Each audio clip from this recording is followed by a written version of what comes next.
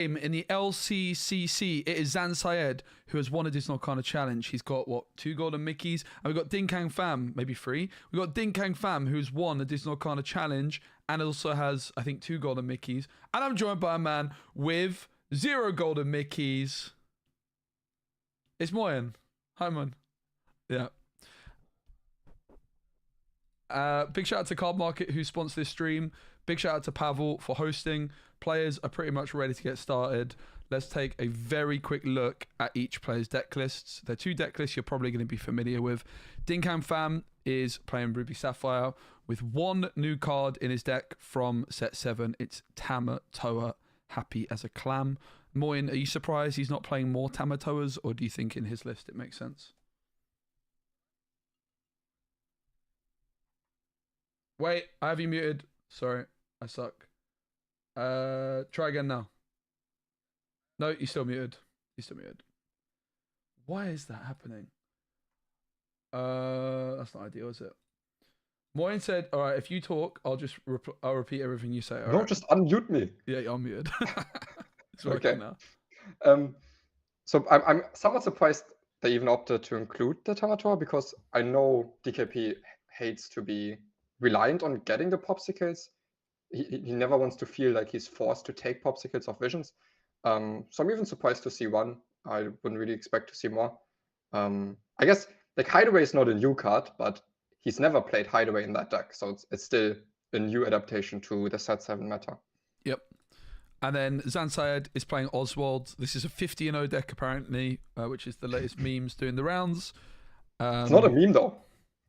Do you think this deck is going to be good into Ruby Sapphire, or do you think? Let's talk specifically about the Oswald. Do you think the Oswald's going to help him against Ruby Sapphire? Yeah. I think the Oswald is incredible against Ruby Sapphire. I mean, I talk about Oswald's downsides a lot, but I would say its upsides are specifically Ruby Sapphire. Ruby Sapphire has to use so much tempo to not let Oswald snowball. Brawling it is just like -1 ink on a turn where they would really love to do something else, setting up maybe a Singer after ramping. So Oswald is incredible in this matchup specifically. All right, if you could let in the Discord the players know that we're ready to start, please, Mr. Moyen. And if you guys don't know Moyen is a member of Podcana, and he's also been streaming today on doing some Pixelmon Connect webcam games. So make sure to go check him out doing that if you want to see some higher level gameplay than what I can provide. He's all right at the game. He's not so bad. We also have the option a little bit today to try and listen in with the players. It's not something I did in the last stream, but I did forget. So make sure to give the stream a like if you're watching on YouTube.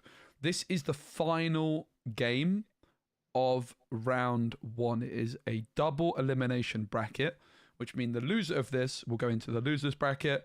If you lose once you're in the losers bracket, you're out. But if you keep winning, you stay in the winners bracket. That's where some of the very best players in Disney Arcana are right now, in that winners bracket. You've got players like Moyen and Spessy in there, because we both managed to win our games. Both quite close.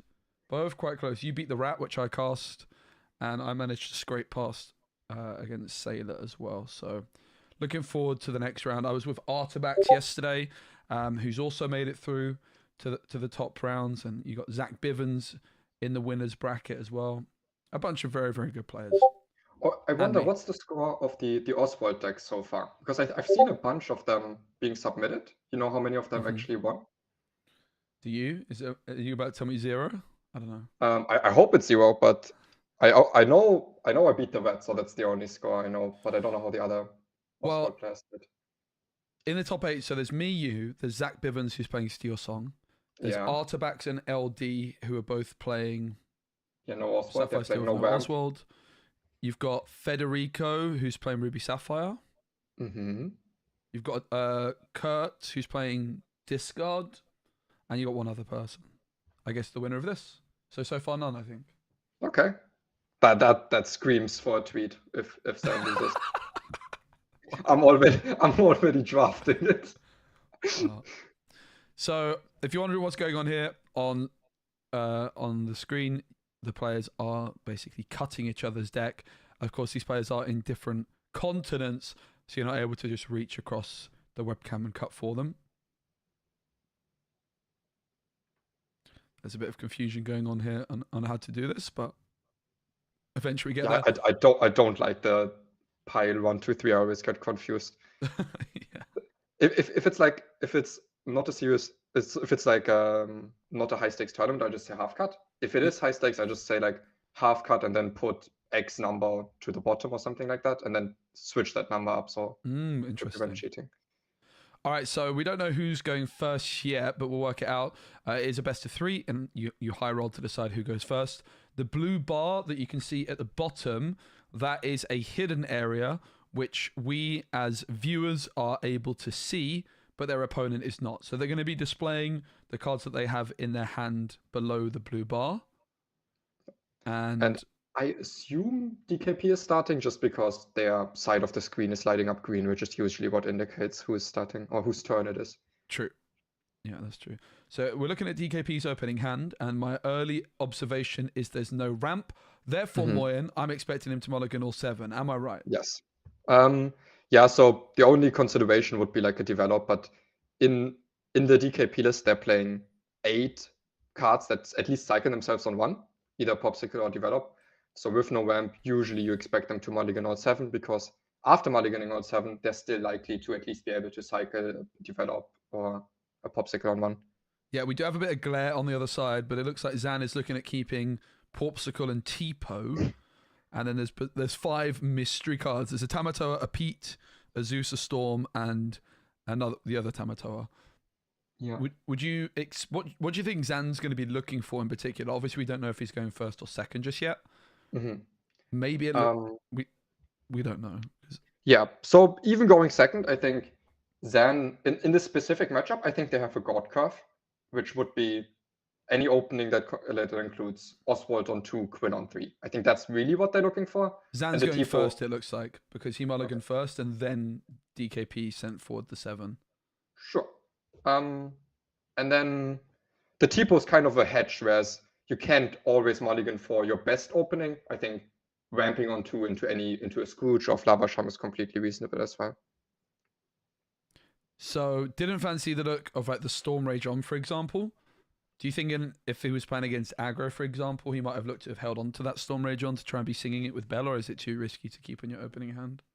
Well, you can keep it if you have Bell, and even then it's risky. If you have like item and Bell, you can definitely keep it against aggro, but other than that, you will barely see people keep Storm without the Bell. It's just like really risky, and having the Bell is often almost good enough on its own right. So that will be the bigger priority against aggro. And we can see DKP's new hand. He's got Sail and Tipo as an option. He's got a Hiram but no item. And he's got the option of just going for the How Far I'll Go on turn 4. Assuming he draws an uninkable, what would you expect his first ink to be? But it is definitely either Sail or Tipo. I would say. I don't know. I think you with this time ramping into 4, and then Sigma Fargo, or you're just ramping 12 Fargo. So now the question is, do you value the card in hand more?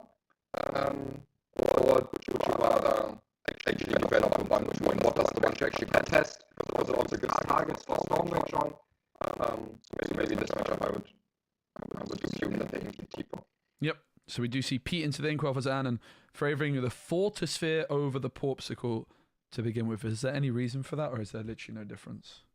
Yeah, so the main reason you do this is because if you draw into the Bell, you would like to banish the Fortisphere of the Bell, because the Popsicle you can banish a lot more efficiently later just for free to set up with Tamatoa. So a lot of the time, if you have both, you actually start with the Fortisphere. You have to pay 1 to banish the Fortisphere, don't you? And it gives bodyguard. So we see Maui be drawn, and now DKP deciding between possibly the Tipo or the Sail. But now actually with the Maui hit, inks that instead. Are you surprised to see that? He wants to maybe keep the option open to go Tipo or Sail on turn 2, depending on what he draws. Also maybe eyeing up playing Sail a little bit later down the line as well. Yeah, I think it definitely makes sense. There's not a lot of exerted characters that you can challenge into in this matchup. And it could also be that they're waiting to see if Zan drops a Bell, and then if they drop a Bell, they don't want a Tipo. But if they don't drop a Bell, Tipo looks a little bit better. Yeah, like one advantage obviously you can potentially get from the sail on 2 is that you get that one extra chance to draw a card. So if he hits the Porpsicle off the top, for example, you could also sneak that down onto the board. Mm-hmm. I'm worried my microphone settings are a little bit too low, so bear with me for a second. Yeah, no worries. So Zan deciding to go with the Tipo Vamp, likely into the Flower Shan, then setting up the workshop, I would imagine. A very, very item-heavy hand, where in this matchup you can kind of make the workshop work. Whereas in some other matchups it can be too slow. And especially on the play in this matchup, I think that's where even a workshop of hand can kind of shine. DKP drawing the Let It Go, which is a pretty fancy looking Let It Go. How much is a Let It Go worth right now? Do you know the market price on one of those? This is obviously the Disney Arcana Challenge Let It Go that you get for top 128. Yeah, I've heard that it went up. I've sold most of mine for like 500 or 600, but it might be even more than that now. Mm-hmm. Do you see Tipo Secret Inking? I actually didn't catch what that was, but it's an almost fully inkable hand now for DKP. We know as this is very low on uninkables. I believe it's just 8 with the 4 copies of How Far I'll Go as well as 4 copies of Be Prepared. We have seen some people like yourself also sneaking in some things like Scar and Sisu into their lists, as we do see Zan inking a Porpsicle, and it looks like it might be time for Hiram Flavisham. It certainly is, and that is going to be able to banish the Porpsicle. And it's as you mentioned, now that Porpsicle in the discard, you can certainly see why Zan has gone for the Fortisphere on 1, because usually it costs to banish, but with Flavisham you can do it for free.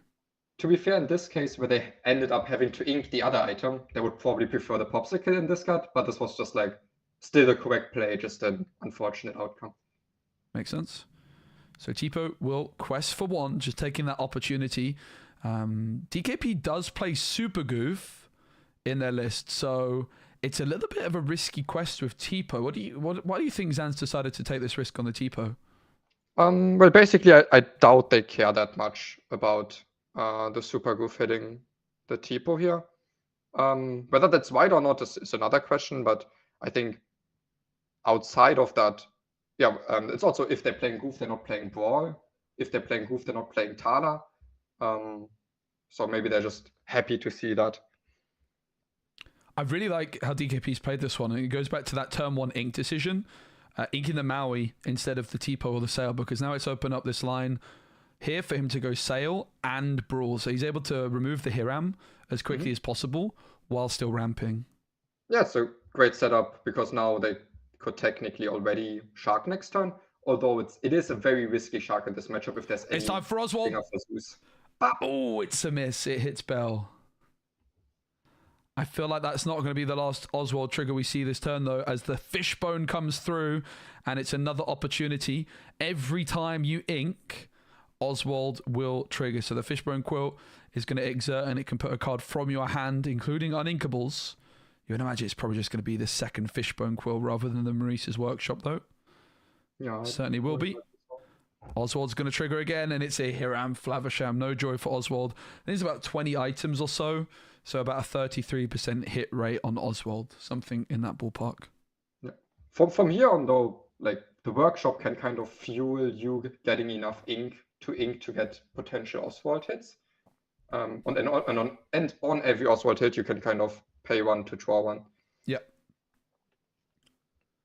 Tipo is going to challenge Tipo. What's going on there then? What's that all about? Well, I guess it's kind of saying, okay, I'm winning the long game. The way I'm losing is if I let the Tipo quest continuously. So I will be the one that sacrifices by some draw to at least make both of us have less draw. And yeah, I think that's a reasonable shout for sure. I think DKP might be very happy to see that at least there's no focus singer on the board, so the half shot actually looks a little bit more promising. Is it also possible that Zan is trying to set up a position where if DKP quests with his Tipo, he can just take the trade and then he just doesn't have the card that could be removed by Half Shark? Is there anything going on in that sense? Like now maybe DKP is unable to quest with Tipo? I don't know. I'm not sure. I think they're still completely fine to quest here. Mm-hmm. He is going to put the half shark down and leave his T-Pro ready. And a pretty strong hand for DKP with the how far I'll go. Of course, would be able to just play that and then take a challenge with the half shark and immediately bring back the brawl. We're pretty far into this early game now. Both players have got a setup, they've ramped. Who do you think is going to be feeling like they're in the better position? As we do see Zan draw that, and then along came Zeus, which of course can't be sung, but could clean up that half shark. I would still imagine Zan to be rather happy here. DKP is running low on cards. DKP's camera's gone all over the place. Oh. Yeah, DKP is kind of running out of cards because they couldn't set up a popsicle engine, and the Oswald engine is close to doing its thing from here on. It's a good thing that the camera didn't fall the other way because he might have revealed his hand. So while the Zeus is I think a great pickup to deal with the shark, but Zan says, okay, I'll deal with it on my terms. I don't need to deal with it immediately. I'm not exerting my characters anyways. So you can gain some lore, I'll set up my engine and I'll deal with it when I want to deal with it. Was there any Oswald attempts here? Because I missed it if there was. I think so far they just played Workshop, Popsicle, Draw 2. Yeah. Probably debating on the ink now because you kind of want to ink to get the Oswald trigger, but also so that you can play Popsicle and get another Workshop trigger. It's a pretty strong hand. Yeah. It's like the Flaversham's nice, but I think you kind of have enough value going on and Oswald trigger. being able to deal with hello. the half sharks better. Oh my goodness, the power of Oswald is there for all to see. Let's have a listen with the players quickly. How many you have in hand now? 3? 3. Okay, thank you. Okay, I was a bit late on that listening because they were just asking about cards in hand. But Oswald playing a lucky dime down for free. That is the high roll potential of Oswald. And you can certainly see that it looks to be a pretty strong card in this matchup. Obviously, when you high roll, it can be great. I have to say I'm really a big fan of the Oswald card, but I think a big downside of it potentially is in those mirror matchups, right, against Sapphire Steel. We saw Moinu come out on top against a version of the Oswald deck. Mm-hmm. I love to see a bit of Oswald. I'm also pretty keen to experiment with Oswald in Emerald Sapphire this set. The more items we get, the better it does become, I think. I'm a little bit surprised to see this play. I don't think... So they could have inked... they could have quilled the Tamatoa first. Oh my goodness! Oswald into double dime. Let's listen in. Okay, DKP's got no reaction to that. Yeah. He just... Okay. So basically, they could have quilled first to then be able to pay one on the Popsicle. This way, the only reason they were still able to draw one extra is because they actually hit an item of the Oswald. But I'm quite sure I would have not valued the 6-drop Tamatoa as highly. I think, especially after hitting a dime, you kind of want to just like ink as much as you can, draw as much as you can, and get towards the 8-drop Tamatoas. But also, I think this is a good play. Yeah, there it is. Hideaway. Of Algo. This is a good point to mention. There's 2 hideaways in DKP's deck. There's 3 dimes in Zan's deck. Ooh, he doesn't even keep it. He doesn't even keep it. The hideaway going into the ink, keeping the vision instead. What is it he's looking for exactly here that's made him go for this play, do you think? I think if you take hideaway here, you're just like running out of cards and they still have a dime. So you kind of just need to keep things going, gain more lore of Maui, set up some more draws. If you hideaway here, your turn kind of ends. It's also a Popsicle that he's looking for, so it is very painful, but now there's 2 dimes on the board, and I think taking hideaway here would have been a losing play. And every single time DKP's playing one of these actions, don't forget he is gaining 1 lore. He knows this game is going to be over pretty soon with the double dime of Zan, so maybe he's just trying to put some pressure on of his own and try to start racing. He realizes he needs to win this game pretty quickly. With Zan having 1, 2, 3, 4, 5, 6 items down, Tamatoa So Shiny plus a double dime would already be 14 lore. Now, Zan doesn't quite have the ink ready necessary to do that, but the longer that DKP takes to win the game, the higher the chances are that Zan draws into that Tamatoa so shiny. We can already see that it's there, but DKP doesn't, and I think he's just saying that, okay, well, I'm in a bad spot. I need to win quickly if I'm going to win, so no time to even hide away a dime. Yeah. They don't even have to go for the 8-drop Tomato. They could even delay it until they can have more items and use both dimes on it. So this could be over very quickly. But DKP is going full turbo mode. All of those actions puts him up to 5 lore, and with a double super goof in hand, is it possible that DKP can do the impossible and beat the double dime? It's going to be a tall order,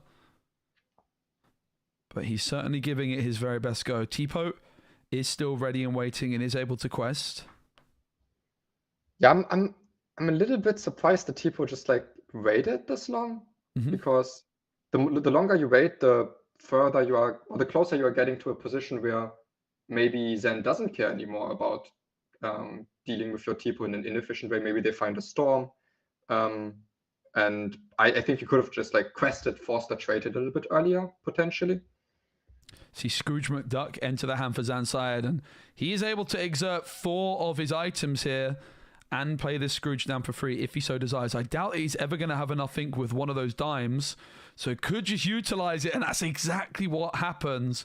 Scrooge McDuck is then going to come through. Zan will look at the top 4 cards of his deck, and if there's any items on there, he will be able to add it into his hand. No items this time, so they're all going to go into the bottom of the deck in an order of his choice. Yeah, in this deck you actually get to see cycle through so many cards, and especially also additionally with the Oswald triggers, you kind of have to memorize at what position you've put the cards at the bottom. So now we know, okay, 4 cards to the bottom, there's the Tamatoa. Every card that you're putting to the bottom is like upping the Tamatoa by 1. And now we see Zan trade out the T-pose with help of just banishing that Popsicle. And maybe that's why we saw Zan take that challenge earlier. He wanted a Popsicle in his discard to enable this play. The Tamatoa happy as a clam to return the Popsicle and Fortisphere back. So we see Zan planning maybe 4 turns ahead with that rather strange looking T-po play to make a really nice trade in the end. It's going to be Fortisphere into the ink, and it's time for Oswald again, and it is going to be the Shield of Erindale, which is going to be 1 extra item on the board, which could be 1 extra lore for that Tamatoa so shiny in the next turn. Fishbone Quill now. Looks like it's going to... So they didn't trigger any workshop here, and the reason for that is just, I think they've seen enough of the shark. They really want to minimize the login of the shark, so they're valuing being able to play Zeus for 4, which you can only do if you don't trigger any workshops. Yep. Even inking a Popsicle for that. Yep, and that will be the Zeus coming down on the half shark, and it looks like with the quest for 2 from Oswald that Zan is going to be wrapping this one up very, very quickly. They are 10 lore away with that Tamatoa in hand ready to go. Dinh Pham needs a miracle from the top here. Finds a Popsicle to go along with his Flaversham, and I think DKP against most decks would be feeling like they're in a pretty good position right now, but that Oswald high rolling into a double dime, I mean, even just also 1 dime might have been enough, right? Yeah, but what DKP doesn't know, even if they were able to clear the board here, next turn there's a Tamatoa coming down giving... do they have another item that they can banish? Yeah, there's a Popsicle that can banish, getting it back, ink twice, double dime. That would already be a total of 12 lore. It's going to be the super goof that comes down for DKP. With the way he's playing, looking a little bit unhappy about the position that they find themselves in. Only 1 damage going onto Tipo, which I'm a bit confused by there. Or was Tipo already damaged? Yeah, it was already damaged. It was healed and then took out the damaged people. So it took out Oswald, the super goof. And then another super goof into the ink. That's going to enable the vision of the future. But this one, I think we all know that it is pretty much over. Zan Syed going first and utilizing the potential of that. And oh my goodness, is that a proxy I see? Moin, Oh, that's the proxy I used last time, and I got so much hate for that. you would And this time never I play figured- proxies, would you, mate? No, I wouldn't. Especially not for like old comments like Befuddle. Why would you play Befuddle in your deck?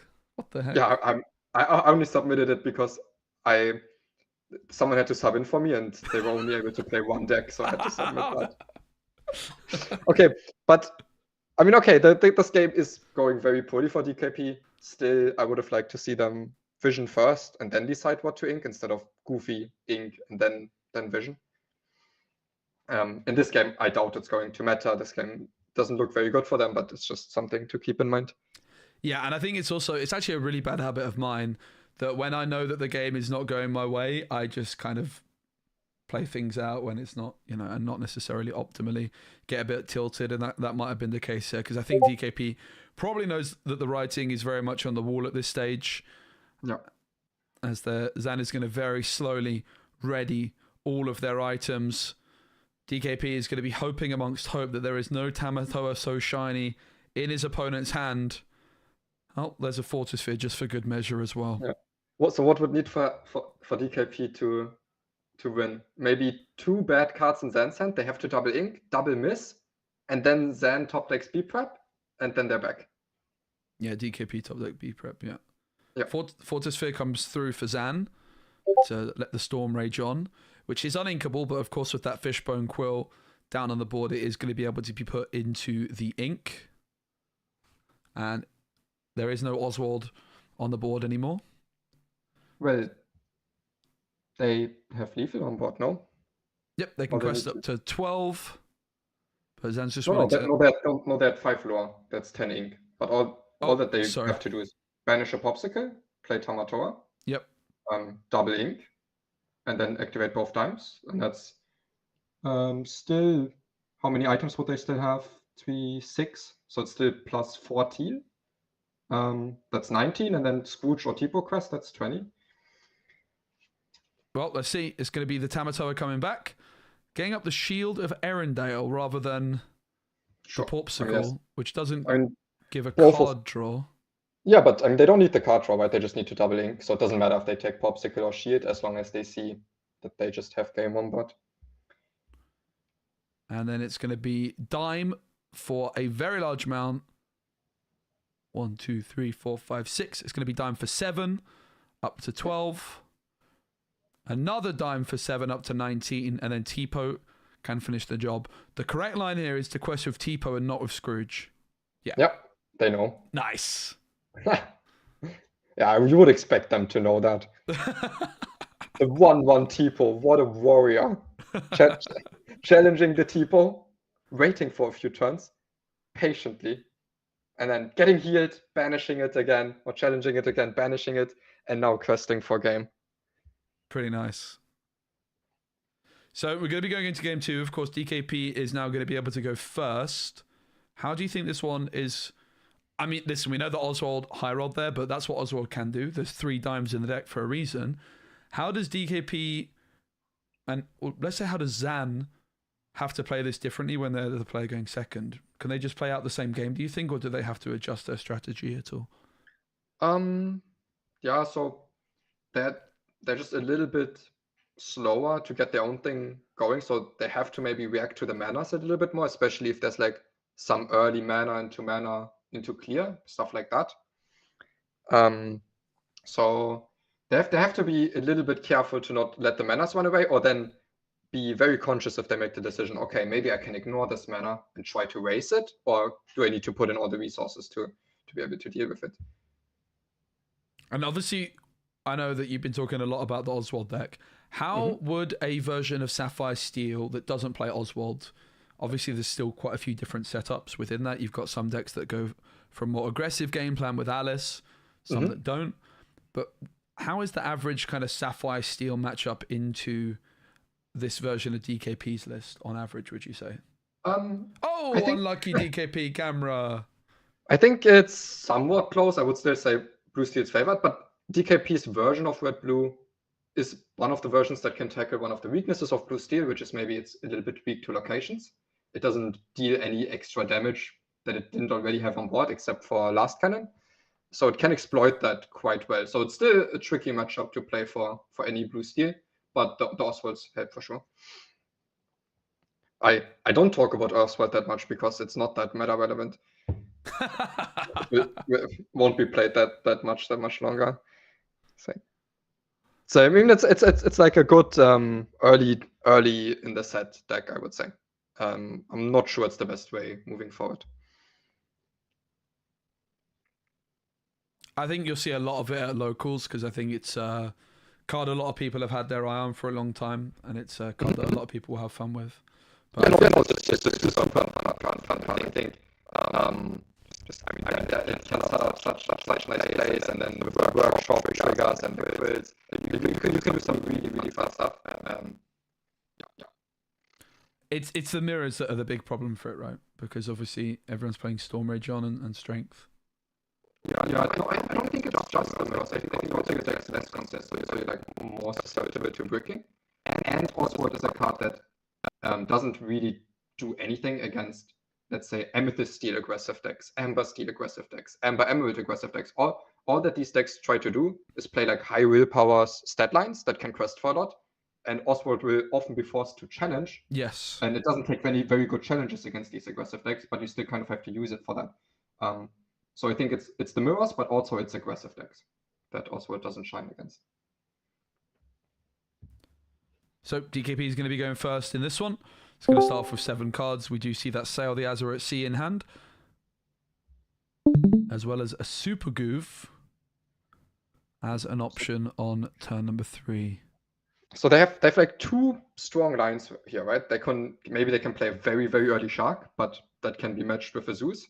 Or maybe they just want to say, okay, I ramp on 2, play mana into mana and see how I go from there. My opponent probably has to exert their characters. Maybe then I can punish them with Goofy and Maui's. On the other side, Zan has Tipo. He has Fortisphere and has Hiram as well as 4 other cards in hand. And it looks like he might be getting rid of those, of course. DKP being the player going first. Will mulligan first. Do you think that this idea of waiting for your opponent to mulligan has any impact at all? Or is it a complete nothing? It's like 80 to 90% of the time, I would say. You probably still end up taking the same mulligan regardless. But it's still important to wait because some of the time it can actually change your mulligan a lot. Like if, let's say, back in the days, a Diablo deck was keeping a lot of cards. You knew you couldn't just keep ramp into Lava Charm on the draw. You actually have to find a brawl, something like that. Yeah. I think in many ways as well, it actually, another part of the reason it's important to wait is because it might actually change your opponent who's going first, their decision, right? Like if they see that you're mulliganing 7, for example, they might suddenly be more inclined to keep a safer hand, right? So it's not just about getting the information from your opponent, but also just hiding as much information from your opponent. Yep. And since it's your right to do, you may as well take every little advantage you've got when going second. DKP is actually revealing a couple of his cards. Oopsie daisy, because he just pointed them above the blue bar. Not ideal. Won't be the end of the world.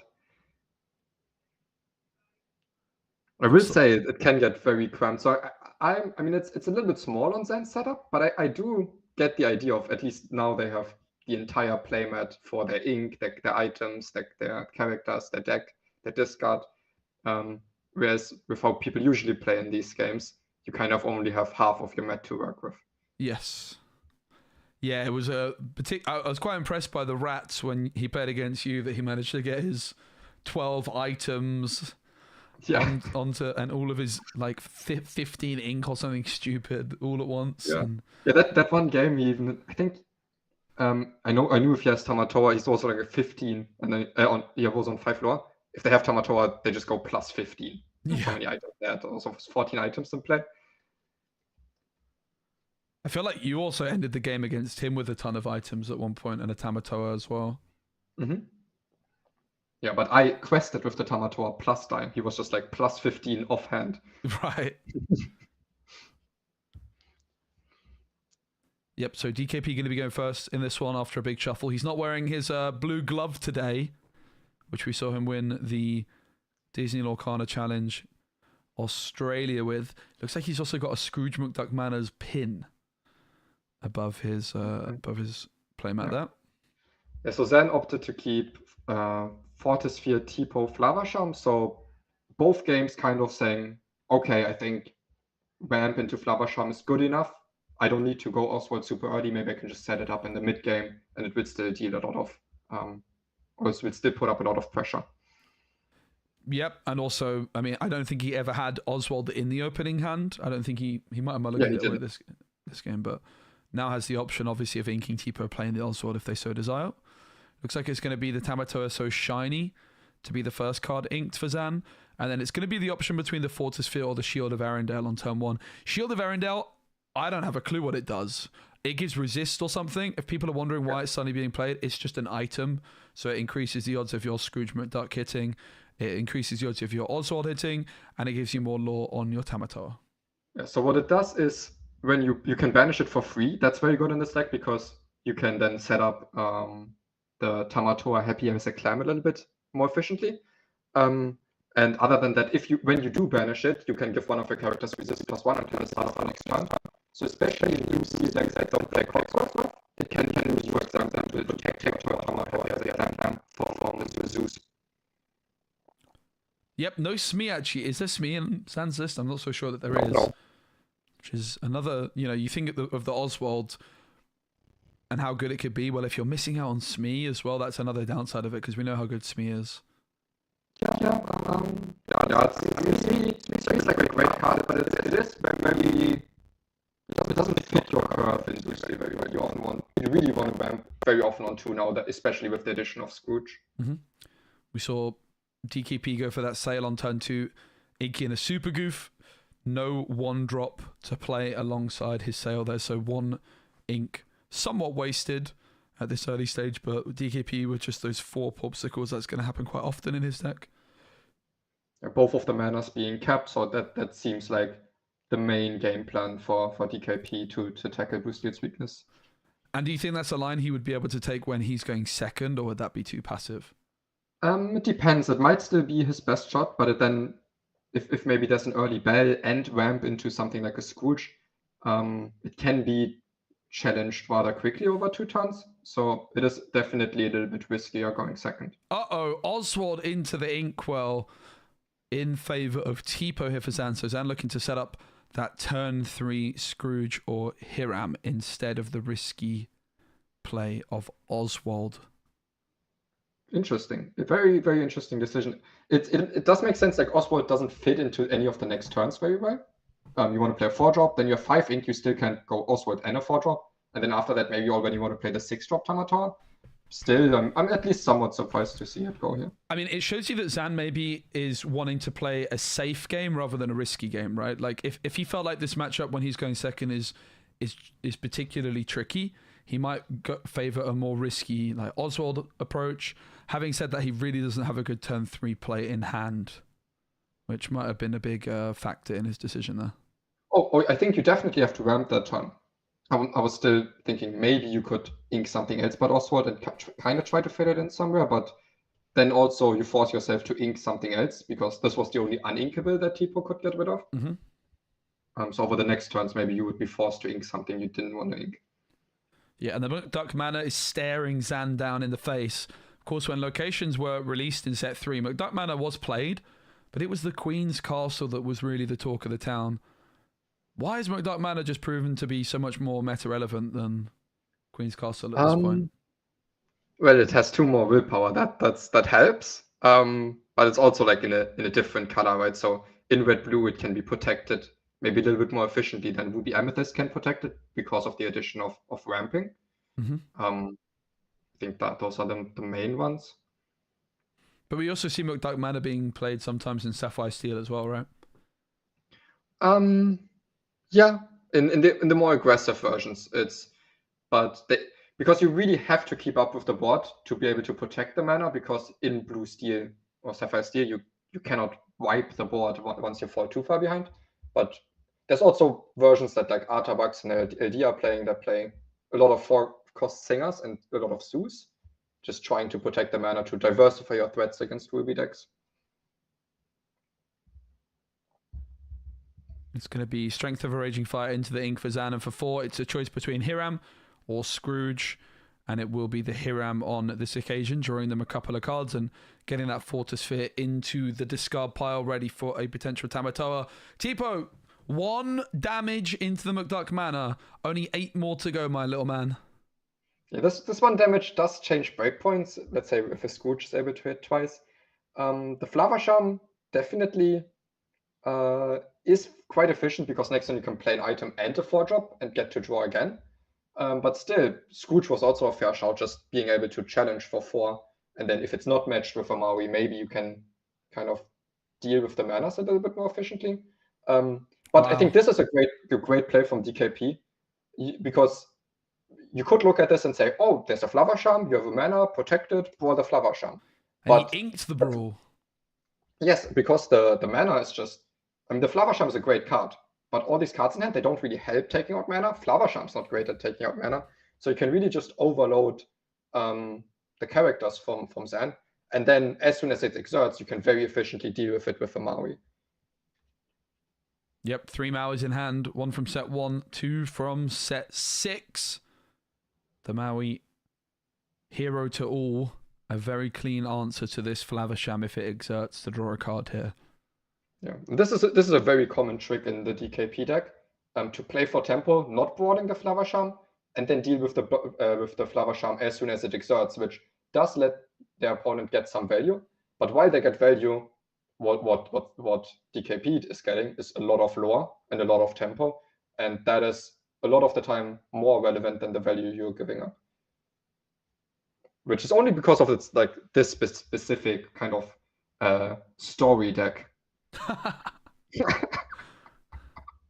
Does that work? You mean location?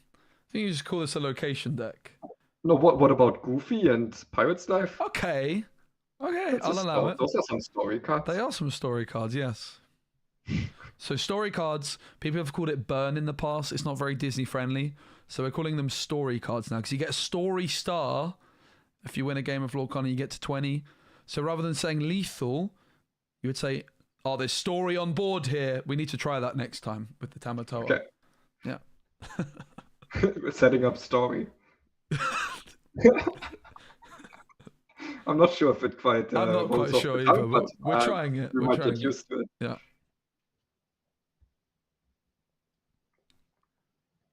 All right, it's going to be the Fishbone Quill coming into... I don't know what just happened there. Scrooge. Scrooge came down and the Fishbone Quill was put into hand. Tipo. Oh, go on, my man. Only 7 more to go. Tipo is a 1-man mission versus 2 McDuck manas. Of course, it's going to be... 4 lore gain, which wasn't added there, but does that actually matter if you miss lore off a location? No, I mean, it is responsibility of both players to maintain board state. And if you still recognize it in the same turn, I think it's always still added. Mm-hmm. And usually like a warning to both players. Mm-hmm. Okay, we see Maui move into the mana. That is a classy play by DKP. Sorry, it's a classic DKP play. I was just thinking, yes, they have had the Maui, so maybe the Scrooge wouldn't have worked out super well. But I think as soon as I see the mana come down, I would value the Scrooge very highly. Maybe play that first. Just try to get 2 challenges onto a McDuck mana with the Scrooge, kind of destroying your own house. Oh yeah, true. I hadn't thought of that. Nice. That was some good commentating, mate. Yeah, I'm a pro. That was very good. That was the worst play in Disney Lorcana Challenge history when someone had the Scrooge McDuck mana and the 4-cost 5/5 Scrooge on the board, and they floated 1 ink without moving it into the mana. That was absolutely heartbreaking. I think they lost that game and they deserved to lose that game, frankly. I'm not sure. I need to check the card database if there's like any card where that you could have put into your deck where it like does something when you've moved this turn or something where there's like an actual factual reason not to move, but usually it just doesn't matter. There are some cards which benefit from being at locations. Yeah. It's like there's like a 4-cost Daisy Duck that was in a tournament list from this weekend which is if one of your pirate characters quests while at a location, draw a card, for example. Is it? But do those cards exist in Ruby and Sapphire? There's definitely some Ruby location Yeah, synergy cards. I think I remember some of them. But most of those kinds of cards are not too hot in general. Zan is taking his time on this turn. Feels like it's a pivotal moment. Of course, there is the threat of Be Prepared coming through next turn, which always leaves you in like an awkward position. Like, how far do you extend into a B prep? And sometimes the right decision is, well, as we can see in this case, maybe just hope that your opponent doesn't have it and say, if they have B prep, I'm losing no matter what. And just try and find your win condition, which might be that they don't have it. Zan does extend further. It's not like he could just take a whole turn off, really, in this position. He needs to get some cards down which can challenge the McDuck Manor. And Tipa, for the third time, has challenged the McDuck Manor. And a Queen's Castle here would have been removed, but the McDuck Manor stands tall. Okay, so one thing I want to point out is maybe I'm not sure all of the damage points on Tipo were like relevant damage counters on the mana, and that from these challenges maybe they could have been put on the other one, because now this is leaving up mana at 2 willpower.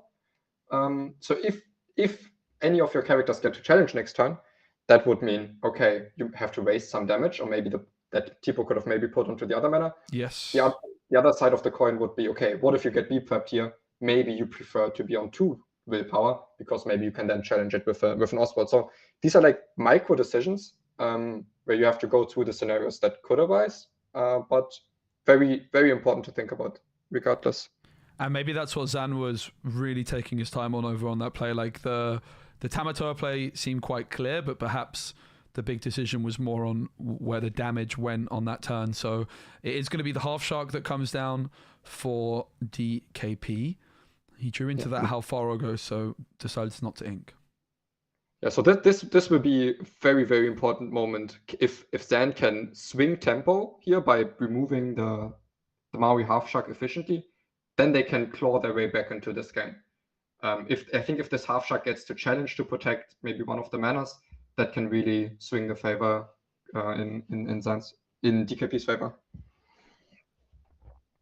Yeah, this is the fascinating thing about this DKP version of Ruby Sapphire with the McDuck Manors. It does turn almost into an aggro deck when going first. Just gets the manas down and protects them.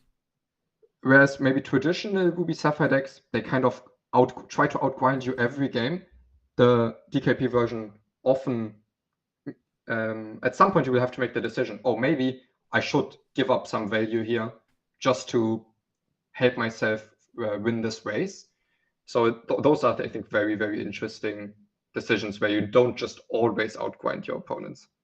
It's going to be the Fortis Sphere for Dan, which Zan draws him Fishbone. No sign of a Zeus just yet, because that could come in handy to deal with the Half Shark. It's going to be another Fortis Sphere.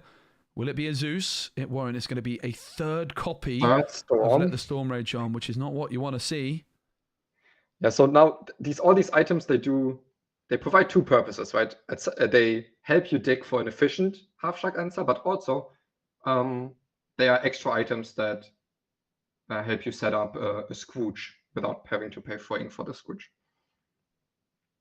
Now at some point, Zan is at this ink total now where they have to decide, if I want to go Oswald, ink, quill, ink with the quill, maybe I have to stop playing the items at some stage.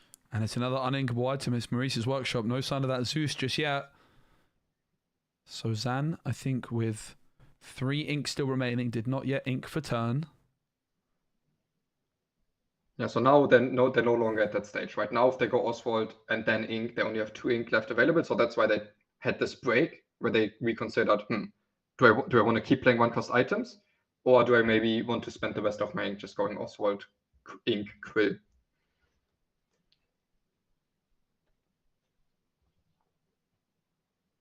Yeah, and it's really fascinating to see DKP's line again, going back to that decision to ink the Brawl and then take the Hiram out with the Maui. Those 2 extra cards in hand that Zan got don't really look like a big deal right now, but DKP was able to get that McDuck Mana down a turn earlier and then get the Maui on the board to clear, which gave him some really nice board presence.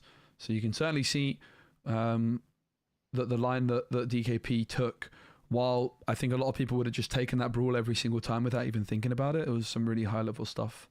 Yeah, and it's funny because like the obvious play would be to brawl, but I'm sure to DKP it was already obvious to him that the brawl is not the play there. Just because you get the webs in and you kind of understand how tempo and value matter in all of these matchups with this deck.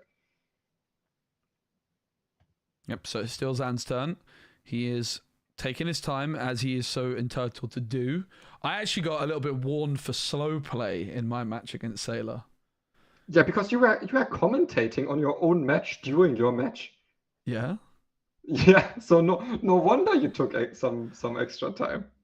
I actually think I play better when I'm able to do that, because when I play card games, I'm so used to doing that. When I'm then in like a tournament setting, it's almost like, ooh, how do I think when Who am I talking aloud? to now? Yeah. Opponent, do you mind if I talk through my plays with you?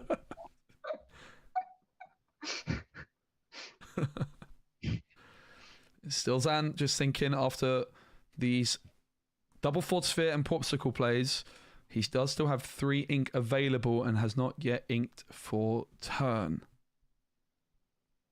Of course, the Tamatoa is likely to challenge the McDuck Manor to polish it off. It looks as though it's going to be Fishbone Quill either getting inked or played. Well, maybe Zan's commentating his own game, mate. Maybe that's what's going on here. Possible.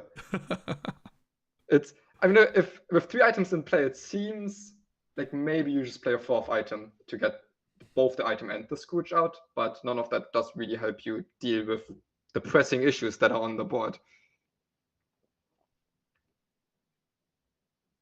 You're also not at the ink count anymore, where you could even consider to sing a storm, hardcast 2 storms.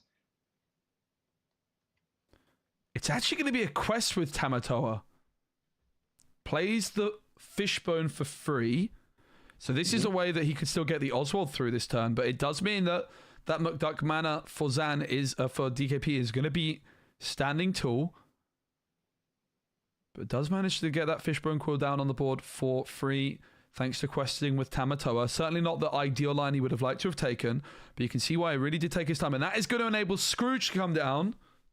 And that does mean, if he could draw like a Fortisphere or Popsicle into exactly a Zeus. But then you still don't have the ink, right? You have 3 ink left open, and you have to exert the quill to use the Scrooge. Right, you have to exert the quill to put, for the Scrooge. Makes sense. But Popsicle is added to hand, thanks to Scrooge McDuck. And I think this is another one of those situations where Zan is just saying, okay, if DKP has B prep, I probably lose.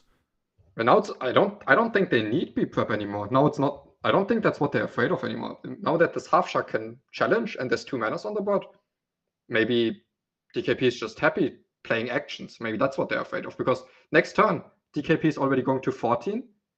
The half shark can quest or sing, that's 15, and then like a pirate's life is already 18. There's not a lot that's missing for DKP to close out the game. Yeah, those half sharks can gain a lot of lore very quickly, especially if you got 2 down on the board. It's going to be the Tamatoa So Shiny being inked for Zan, and it's another Fishbone Quill now coming through, making use of all of those extra cards in hand, as we see Oswald again not favouring one of the 3 copies of Let the Storm Rage on, as the Popsicle comes down, clearly valuing that removal. Bell does arrive, though, and that is, of course, going to be able to be played for free by banishing probably the Fortisphere, if there is one, and there certainly is. I'm not sure what the exact reasonings might have been, but maybe there was some window this turn where you could have played the Oswald. Oh god, because it wasn't like stuff anyways. Now definitely Zan, as you talked about, Zan has to make the call. Hey, I'm not beating a B prep. Might as well full commit to this board. Ooh, and a Pirate's Life comes through, and that is very, very scary. Of course, it's going to gain 4 lore at once with 2 half sharks down on the board. The half shark does join his friend, both non-foils. What's going on there, DKP, mate? You play the deck enough. You have one of my half sharks, by the way. Don't think I haven't forgotten. And my 4 copies of A Pirate's Life. Yeah, I'm keeping those. Thank you. No. I'm living the pirate's life. Half shark has the option of challenging Tipo or Tamatoa. Tamatoa is what, like a 4/5, I think? Yes. Why is that funny? Why do you not know what stat line, like the best card of the new set is? I don't play Tamatoa. I know you don't. I'm You actually- would never play the best deck. I'm actually buying some though, so I can play the deck Yeah. for content only. Hmm. I looked at building like budget Sapphire Steel, but Tamatoa is so good that you just have to play Tamatoa even in like a budget friendly version of the deck. This $500 budget deck. Yeah. The thing is like sometimes you can build budget decks which are like the best version of the deck, but you just can't do that without Tamatoa. Like it's that good. Yeah. Because it's inkable as well, right? Like you just want 4 of them. If it was an uninkable card, it would perhaps be a different story, but Here DKP can either slow them down and take off the Tamatoa with a very efficient trade, or they say, okay, I go to 18 here. What are you going to do about it? Yeah. Can you really deal with all of my threats? Also, because if you don't get this Pirates Life out now, there is a chance you just get Pete locked out of the game, right? Am I mistaken? I think there's 4 Petes. not sure. We didn't see any yet, but it's quite possible. Yeah, there's 4 Petes in DKP's deck. Yeah, because now what DKP is saying is, okay, Zan has to remove both my manas and one of my Mauis. But look at that, the Zeus has been found. Better late than never. Scrooge is going to be able to sing that to deal with one of the half sharks. Or it might even have to be hard cast and just everything else challenging into the manas. Bell could finish off a mana. Yeah, I'm still not super happy with putting all of the damage on that same mana. I feel like some of these turns could have been set up smoother if some of the damage was split. Well, I mean, you could say, for example, the previous turn, the Tipo, in theory, could have challenged the McDuck mana to the right, because then Bell is able to finish it off. But I'm not sure if the Tipo challenge happened after drawing all the cards. I feel like the Tipo challenge might have happened before the Bell was in hand or something. I'm not 100% sure. No, I mean, why would they? I'm pretty. Yeah. That would be a huge sequencing error, and I don't think they do that. But yeah, it so now does what seem I'm strange to leave the mana with 2 willpower remaining. What do you mean with 2? Oh, sorry. That's me not being able to count. Okay. Yeah, no, so now even if Tipo can efficiently take out one, to take out the other one, you kind of have to run everything into that. So maybe let's say one mana was on 2 willpower, the other one was on 8. That would mean Tamatoa and Scrooge can take out one, Bell can take out the other, and your Tipo's free to quest. Something like that. I feel like maybe this could have been set up more efficiently, because if you do get reprep, you lose the game anyways. Well, it certainly feels nice for Zan that Tipo can finish the job, because it's been Tipo versus the world. As we do see Zan making use of those Let the Storm Rage on. The first one comes through. We saw him keep. There's a second Zeus. Yeah, that's the other part. Maybe the way he set up the damage here. If Tipo takes out one, if you would be able to afford to Zeus one of the manas, that sets up taking it out with a 4 strength challenger quite well. And then you have some other singers that maybe can help you take out one of the sharks. The problem with that plan was there was a second shark in DKP sandwich. Of course, then couldn't know. Tipo put in some work. 4 challenges from Tipo, contributing to deal with the McDuck mana. Tipo has been the star of the show for Zan in both games so far. Even if he ends up losing this one, Tipo's been the MVP. It's 2 Storm, 2 Zeus, and I think a Workshop in hand for Zan. There are 8 ink total. And 2 quills in play. But they have to remove at Everything, least... basically. Because if they don't like Pete, surely they're going to have a single action. Like it's very, very likely. Yeah, and they'll have an exerted character, so the half shot could just challenge and take back the Pirate's Life. Yep. So they have to remove literally everything. They can sing Zeus with both Scrooge and Tamatoa. They could sing Storm with Bell. But it does look like it's going to be a tall ask.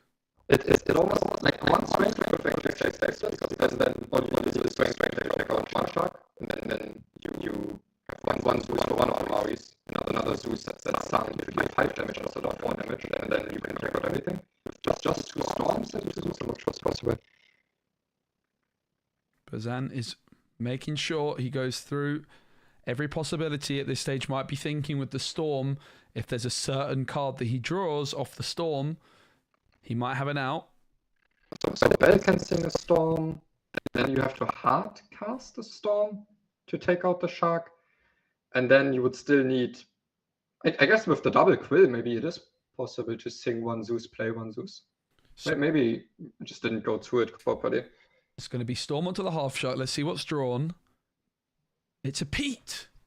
That could help. So now, they have 5 ink left open, right? So you can hardcast 1 more storm, take out 1 of the half sharks, and then double ink, hardcast the Zeus on 1 of the sharks. Then you only have 8 damage, but 1 of them singing the other Zeus actually takes out everything, right? I mean, you're still left with losing to Super Goof and Pirate's Life, but that's the best you can do. At least you're not losing to what's already on the board. Yeah, the McDuck mana for sure has to go because that doesn't protect you from Pete. But Pete does stall out another turn if San does decide to go for that. Did they just tap 3 ink and then do what? It was the second storm, I think. No, but they sang 1 of the storms, I thought, so I was like... I might be confused here, but I thought they would still have 3 more ink left open. Or maybe they already paid for the storm that they're going to play?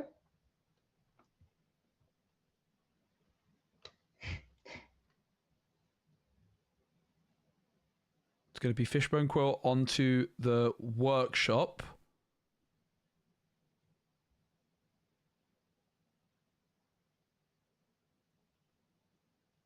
Was this not the turn? Was this the turn where they played the triple porpsicle or the double porpsicle Fortress? It's been a long turn. I'll tell you Yeah, that I mean much. they're taking some time on this, but maybe it was. I'm not sure. They probably know better than me. It's definitely most likely scenarios. Caster missed something. Does happen. It certainly does. Zan with Pete. Scrooge McDuck is gonna. Oh no, Scrooge! He's throwing a tantrum. He's challenged his own location, and it looks like Tamatoa might be singing. Well, they're dancing, Zeus, but exerting and then readying. It's gonna be the Storm Rage onto the other half shark. Zan draws. What did they draw? Not sure. Tamatoa shiny, I guess. And then it's going to be the Zeus to finish off the mana, sung by Tamatoa. And now there's just 1 half shark remaining on the board. Yep. But now the shark could challenge and pick up the Pirate's Life. Nothing else on the board to sing. I think there is still ink available, right? I think there was a bit of a like 3 ink got exerted, it looks like, and when it shouldn't have. I think that Storm wasn't drawn. It's a scoop! It's a scoop. Yeah, I was confused what took, I mean, I don't know. Yeah. Why it took so long to work out that, no, you cannot do everything. Well, I do think, though, right, like, it's a bad habit of mine, and I'm sure other players, where you don't massively consider your outs. Like, I remember at this tournament in Kaiserslautern. How was that? Was that good? Yeah, great. Kaiserslautern. In this tournament in Kaiserslautern we were playing, like, DKP was actually, like, over my shoulder watching me. And there was, like, a certain out that I had, which I didn't consider, and I kind of, didn't spend all the necessary time to really think about every single out. So definitely at moments like that, we don't really have a time limit in this either. So I think it does make sense to just at those pivotal moments really analyze everything, and don't, even if you think it's over, just absolutely make crystal clear and ensure that is the case. But it's going to be going to game number 3. Zan is going to be going first again. What is DKP going to have to do to try and win this? Well, first and foremost, Oswald hopefully won't hit double dime. That'll be a good start. Yeah, to be fair, that game they were probably winning, or Zen was still winning even if they don't hit dimes, because even their Tamatoa IP as a clam was surviving, so they could even just play it for free from hand, and it was just like DKP running out of cards, never having a B prep, never having their value engine set up. So they need to avoid that. Maybe, and also, even if it's a lot harder to do when going second, this is still the spot that they want to get into, to play the manas, force Zen to actually have to deal with them to raise him, and then try to protect it from there.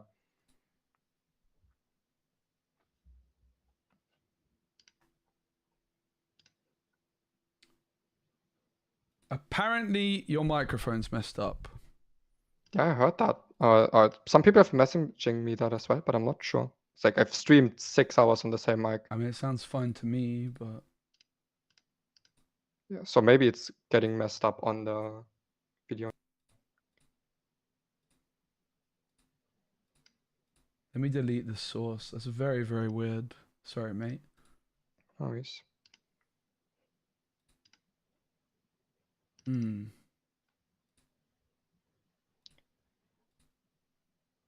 That literally makes no sense.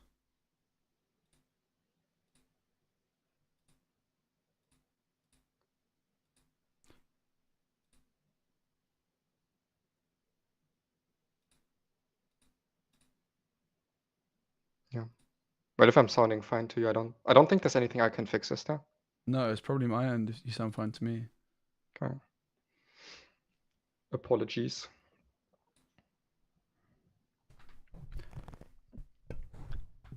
I'm not sure there's anything I can fix either, because it looks all completely fine my end. Makes no sense to me. Well, how bad is it? I have no idea. I've got messages I sound like a robot. Oops. I just checked my phone and yeah, someone messaged me 40 minutes ago saying you sound like a robot. Oh no. 40 minutes. Yeah. Well, we're in this deep. I guess we'll just have to continue. Sorry, everybody. Well, if I'm still a robot, I could also opt out, because that's just not good to listen to. Nah. Okay.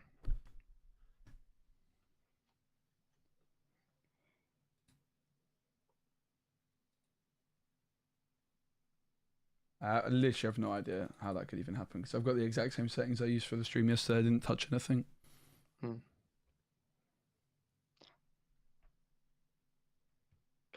So mulligans have already happened. We see for the first time popsicles in DKP's opening hand. So that could help setting up the draw engines at some point, even if you don't need to do it super early.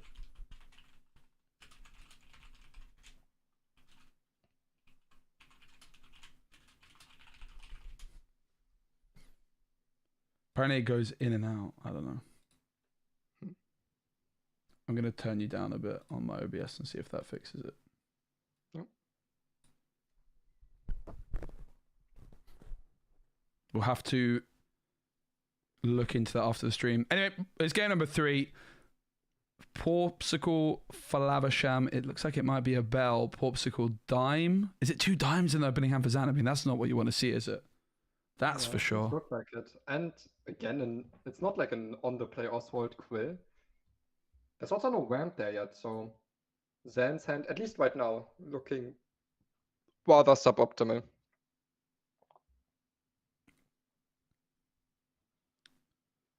Which means we might have a more exciting game 3. Both game 1 and 2 have been pretty big blowouts in favour of the player going first. Of course, it is going to be Zan going first in this one, but with a bit of a dodgy looking hand. But as you mentioned, DKP not exactly with... How's DKP's hand looking for you? Oh, I think it looks good. Well, they have Popsicle and Ramp. And then with them being on the draw, they have a draw turn 1, turn 2, and turn 3. And the draw of the Popsicle, so 4 draws to find an alternative to if they don't want to play off Fargo on 3, so on 4 ink. So looks alright. They have Popsicle, Ramp, and the deck, from there on, the deck kind of just does its thing. So Bell is down into the ink and Popsicle is played. Obviously the flexibility of Bell is she's so good against aggro decks, but against a Ruby Sapphire deck it's probably not something you necessarily need. It's going to be a Pirate Scythe into the ink. Popsicle played for DKP, or sorry, Pixelborn 4D941A0EEE6E. Yeah, so well, the Bell here would still be good to have on the board, only if DKP plays a Tipo, and then you can cycle your Storms. If it's matched with a Sail, then suddenly the Bell doesn't do as much. Here they find another Bell, and so now they're kind of hoping that DKP has to ramp with a Tipo instead of a Sail. Because then they get to cycle their Storms, which then means that helps them a lot in trying to get to 4 ink so that they don't have to ink Flavasham. Also, even if Tipo isn't the card that's played, there's always the option of Bell singing Storm, dealing damage to herself, which might seem ridiculous, but with Zan's hand, it might be necessary to just try and draw into an Inkable. Yeah, that would have definitely been a cool play if DKP did have the Tipo. We might have seen that play happen, actually. So now the DKP deciding on the ink of Tipo.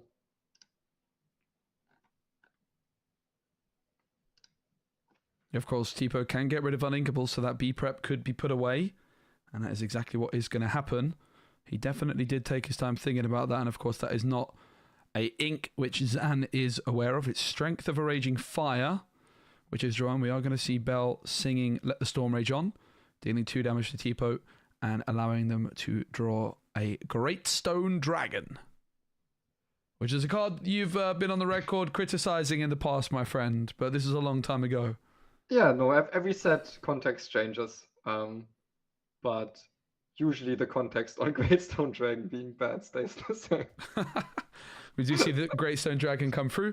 So Great Stone Dragon comes into play exerted. It's a 3-cost item, and once per turn you can exert it to put a character card from your discard into your Inkwell exerted. Yeah. And in this matchup and in some Sapphire mirrors, it can actually do a lot of work. It has some synergy with Oswald, because one of the problems is often you don't have characters in your discard. But Oswald is such a must deal with threat at times that it can really help you to have cards in your discard, because your opponent has to deal with your Oswald. Yep.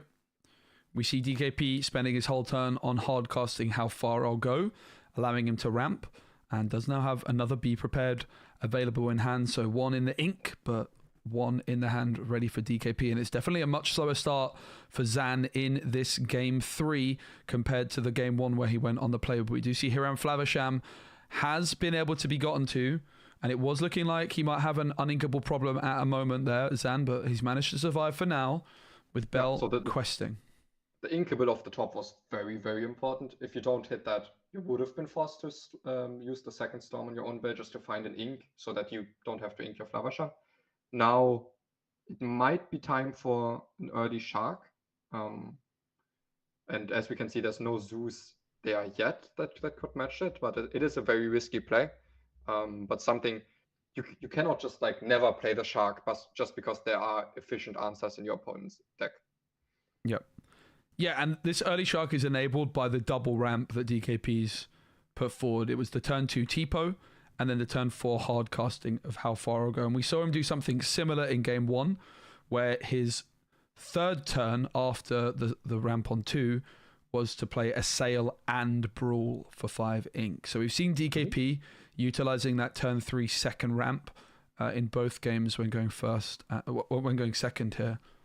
Is that something that is often very important to do, to get that Shark down early as a Ruby Sapphire player going second?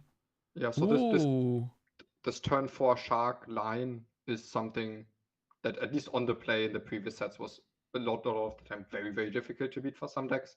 But yes, the Sapphire Steel deck has a lot of answers.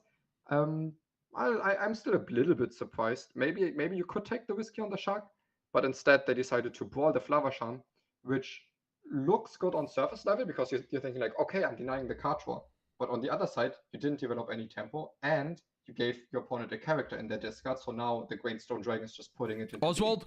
Oh, Zeus to the bottom is a disaster. That's probably the last card you want to see on the bottom of your deck at this moment. But Pete's into the ink, and there's another opportunity for Oswald. There's one dime in the deck. It's not going to hit. I have to say, I like the brawl play with maybe DKP getting that read that Zan's hand was a little bit awkward with some of their ink decisions, and that actually the card draw of the Hiram in this instance is really, really valuable. And also just, again, as you mentioned, not wanting to play into a Zeus potentially. I think it's worked out for DKP. Right. But it's also why there's an extra Oswald trigger and take great stone dragon ink. So if it wasn't for the great stone dragon, I could totally get behind it. Just with the great stone dragon, it's not as clear as what the white play is for DKP. Hiram Flavisham is the perfect card to draw at a moment where you are lacking cards, but DKP has that second brawl in hand as well as a brawl in the discard. So Zan is going to maybe be scared to exert their characters at all here because of the half shark on the board with that brawl in the discard. But it is going to be Hiram banishing the Great Stone Dragon. There was no characters in the discard. 2 cards drawn. It's going to be a Tamatoa and another Pete. So that is 3 Petes that Zan has seen. One's on the board, one's in the ink, and one is in the hand. Now, I would expect them to ink Pete, Hardcast, Storm. And then there is, if you then draw into, let's say, a strength, that could really, really get some momentum going in your favor. They're actually opting to sing the Storm and then ink into Pete, most likely. And that's interesting. There was 2 options, right? Either you hardcast it and just don't give any exerted characters, or you say, okay, I will exert my characters, but there's no actions for you next turn, and then over time, over multiple damage instances, we will take down this half shark. Yep, now we have 2 damage counters on it, but with that 5 willpower, it is safe and sound for now. It is Zan who is currently thinking through their options, still with that double dime in hand. We saw them high roll the double dime off Oswald in the previous game, and I think it's fair to say Zan would like these dimes in his deck right now and not in hand. But another Pete into the inkwell. That is the 3rd Pete, and it's going to be Hiram onto the bottom. So I think they changed their plan, right? If they got an Inkable that they didn't care about as much, I think they would have inked that to play the Pete. But now they're valuing the Tamatoa so much that they're saying, okay, I know I just sang the Storm, I could have done it the other way around, but I actually care so much about my Tamatoas, I'll preserve them and just ink the Pete here instead. And there is an exerted bell, which means that Tamatoa, the half shark, can feast. Will we see the Popsicle banish? We do! Popsicle, we know how strong it is. It's just play 1, draw 1, and then be some fuel for Hiram, but also the healing capabilities. Now it's the half shark taking out Pete and sticking around on the board, adding a brawl into hand, and immediately that brawl comes down to deal with Oswald. Gain a law, and there's another brawl where that came from, and suddenly DKP is absolutely in the ascendancy here with just a bell on the board for Zan Syed and a half shark staring him down. Well, it's definitely exerting your characters what kind of enabled this. So I'm a little bit surprised to see them value the Pete so much that they didn't want to ink Pete play Storm. Because by preemptively singing it, you kind of left yourself in this position where maybe the half shark can get a lot of value. And it's not just like that. That's the thing why Flavisham is a lot worse in this deck than it is in other decks. Like, you care about tempo so much, you care about healing your half shark so much, you don't always have a lot of items for your Flavisham. Right. Because you also need to banish Popsicles to heal a lot. Maybe that 1 copy of Tamatoa, Happy as a Clam, is gonna come out trumps here for DKP, because it looked like they were in such a dominant position, but just 1 Happy as a Clam play later, and Zan is off to the races of so much card draw potential, and DKP no items on board. And it's going to be hard for them to refill their hand anytime soon.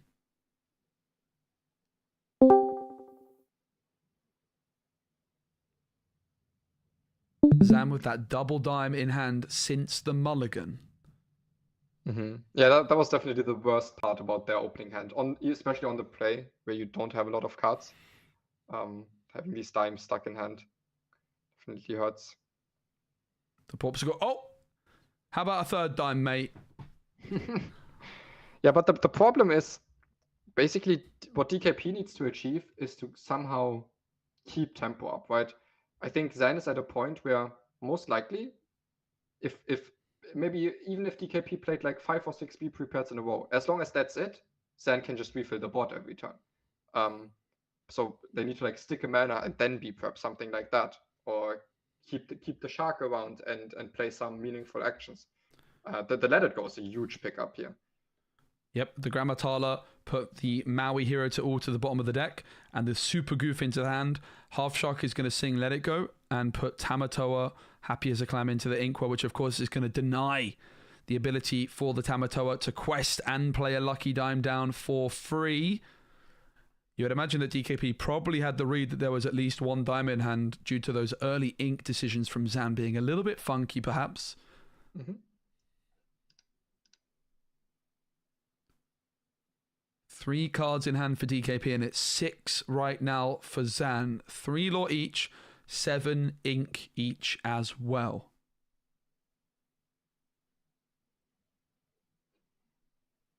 DKP with that double B prep, so it's all about Zan.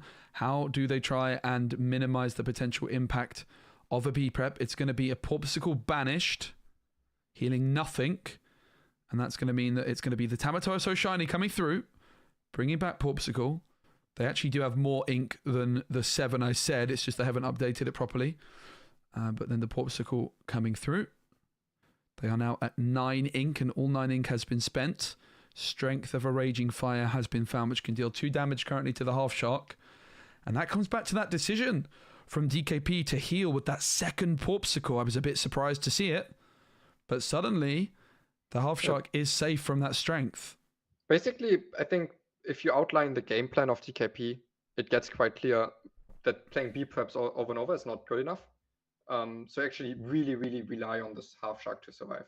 So even if it still gets removed by, let's say, a Zeus, I think you kind of just have to maximize the chances this Half Shark survives and try to snowball off of this Half Shark.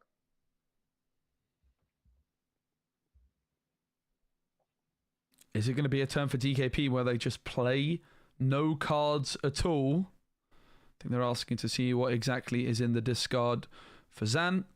Try and track exactly what might be left in the deck. Of course, it's worth noting it is open deck lists, but in between the rounds of this tournament, you are able to change your deck list. However, you are not able to change your color combination, and you do not know who your next opponent will be. Yeah, so we don't have like the entire bracket. It's kind of like random pairings after each round in those winner and loser bracket. Yeah, so this is a super tricky position because if you beat prep here, you are somewhat in a losing position, but by passing and like letting them do their stuff, you're kind of not advancing your own game plan in a meaningful way either. Just this too long of this process. So still you have to kind of get to a conclusion on okay, maybe what leaves me for a more likely scenario to come out victorious in this game. Zan is taking their time on this one. Oh, is it still DKP's turn? Yeah. Okay, DKP is taking their time now. It's a crucial decision if you beat prep here or not. Or maybe if you set up the goof already, but then the question is, you can only really set up the goof if you know you don't have to play B prep the turn after. And then also you're really like banking on drawing on cards that cycle themselves, because otherwise you could also play the goofy next turn.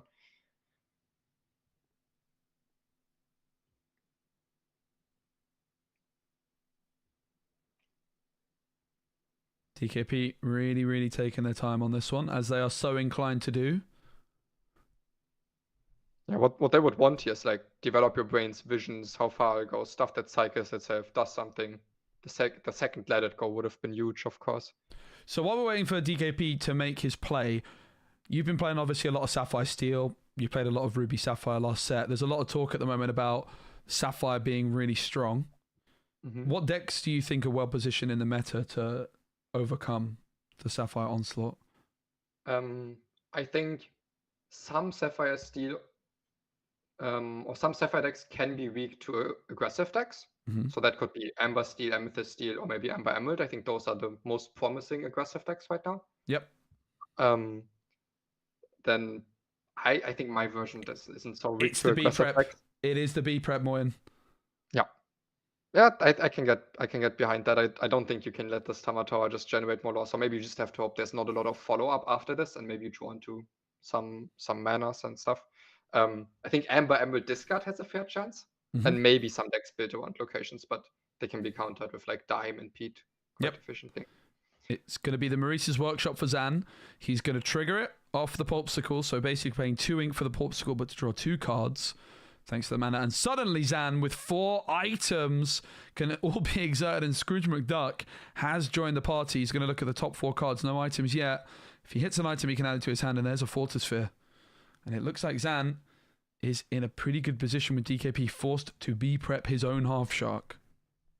Yeah, so this workshop draw engine can feel slow when your opponent's actually doing something, but when they are basically, DKP doesn't have a hand that allows them to be very proactive, which then enables Zan to really set up their draw engine and their value engine and their story engine.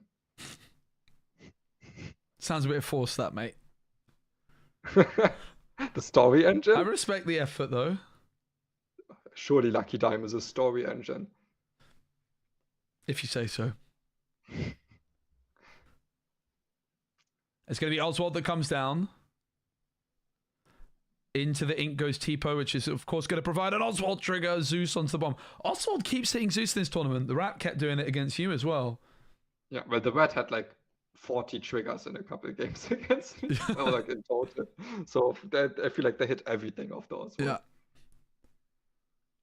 It is now back on over to DKP. That's a pretty good find with Atala, just giving him an opportunity to cycle. That's one thing I love about DKP's deck, is that it's got Develop, it's got Tala, it's got How Far I'll Go. It really does provide a lot of consistency. Does find him a Half Shark or a Super Goof. Of course, already has a Super Goof in hand. He's wanted to hold on to that hideaway perhaps for a Lucky Dime. And it's back on over to Zan, who's only at 3 lore, but with those Lucky Dimes, that can change very quickly indeed. He's going to ready all of his items. He's going to draw a card. It looks like Zan has just got through that really dicey time in the game, though, where they had so many uninkables. 3 dimes in hand is unideal, but they might have been able to stabilize. Just enough storms to get just enough ink to get to the Flabbersham, and then once they got to the Flabbersham, that really, even when the Flabbersham was removed, all these 2 draws was all they needed to basically never run out of cards again, because then that helped them draw into a Tamatoa, which then helped them draw into a Workshop. And when the Sapphire Steel deck is not pressured, it doesn't really run out of cards. That's extremely rare that happens. Scrooge Sing Storm finds another Scrooge. 4 items exerted, and Scrooge can be played for free, which is absolutely absurd. It's a 4/4 stat line card, which just got played for free and added a Porpsicle to hand. That is mind-blowingly strong. The Porpsicle will be played for 1 ink. Zan will draw a card. And now with the Maurice's Workshop, they can pay 1 more ink to draw 1 more card. And it looks like Zan is running away with this one. Yeah, we're basically at the point where they have more than enough cards. They still would like a little bit more ink, but they have a lot of ink, they have a lot of cards. So now it's about time for that story engine to get set up. Yep, also with this amount of cards, could get a Fishbone Quill down and start really making use of those extra cards in hand by putting that extra ink into the Inkwell. Which just provides more Oswald triggers, and as soon as any Oswald triggers, provides a potential Workshop trigger. DKP still with Tala on their side of the board. Nothing to sing with Tala just yet. But of course, the more characters which Zan plays here, the further into a potential B prep they play. Has already been 1. Do you also know DKP, I believe, inked 1 earlier as well, if I'm not mistaken. But Zan does not know that because it was through Tipo. Yeah, Tipo got rid of a B prep. So Oswald is still ready and waiting. The Scrooge, which is ready, was played this turn, so not able to do anything just yet. It looks like it might be that lucky dime. It's going to be strength into the inkwell, triggering Oswald. Flavisham to the bottom.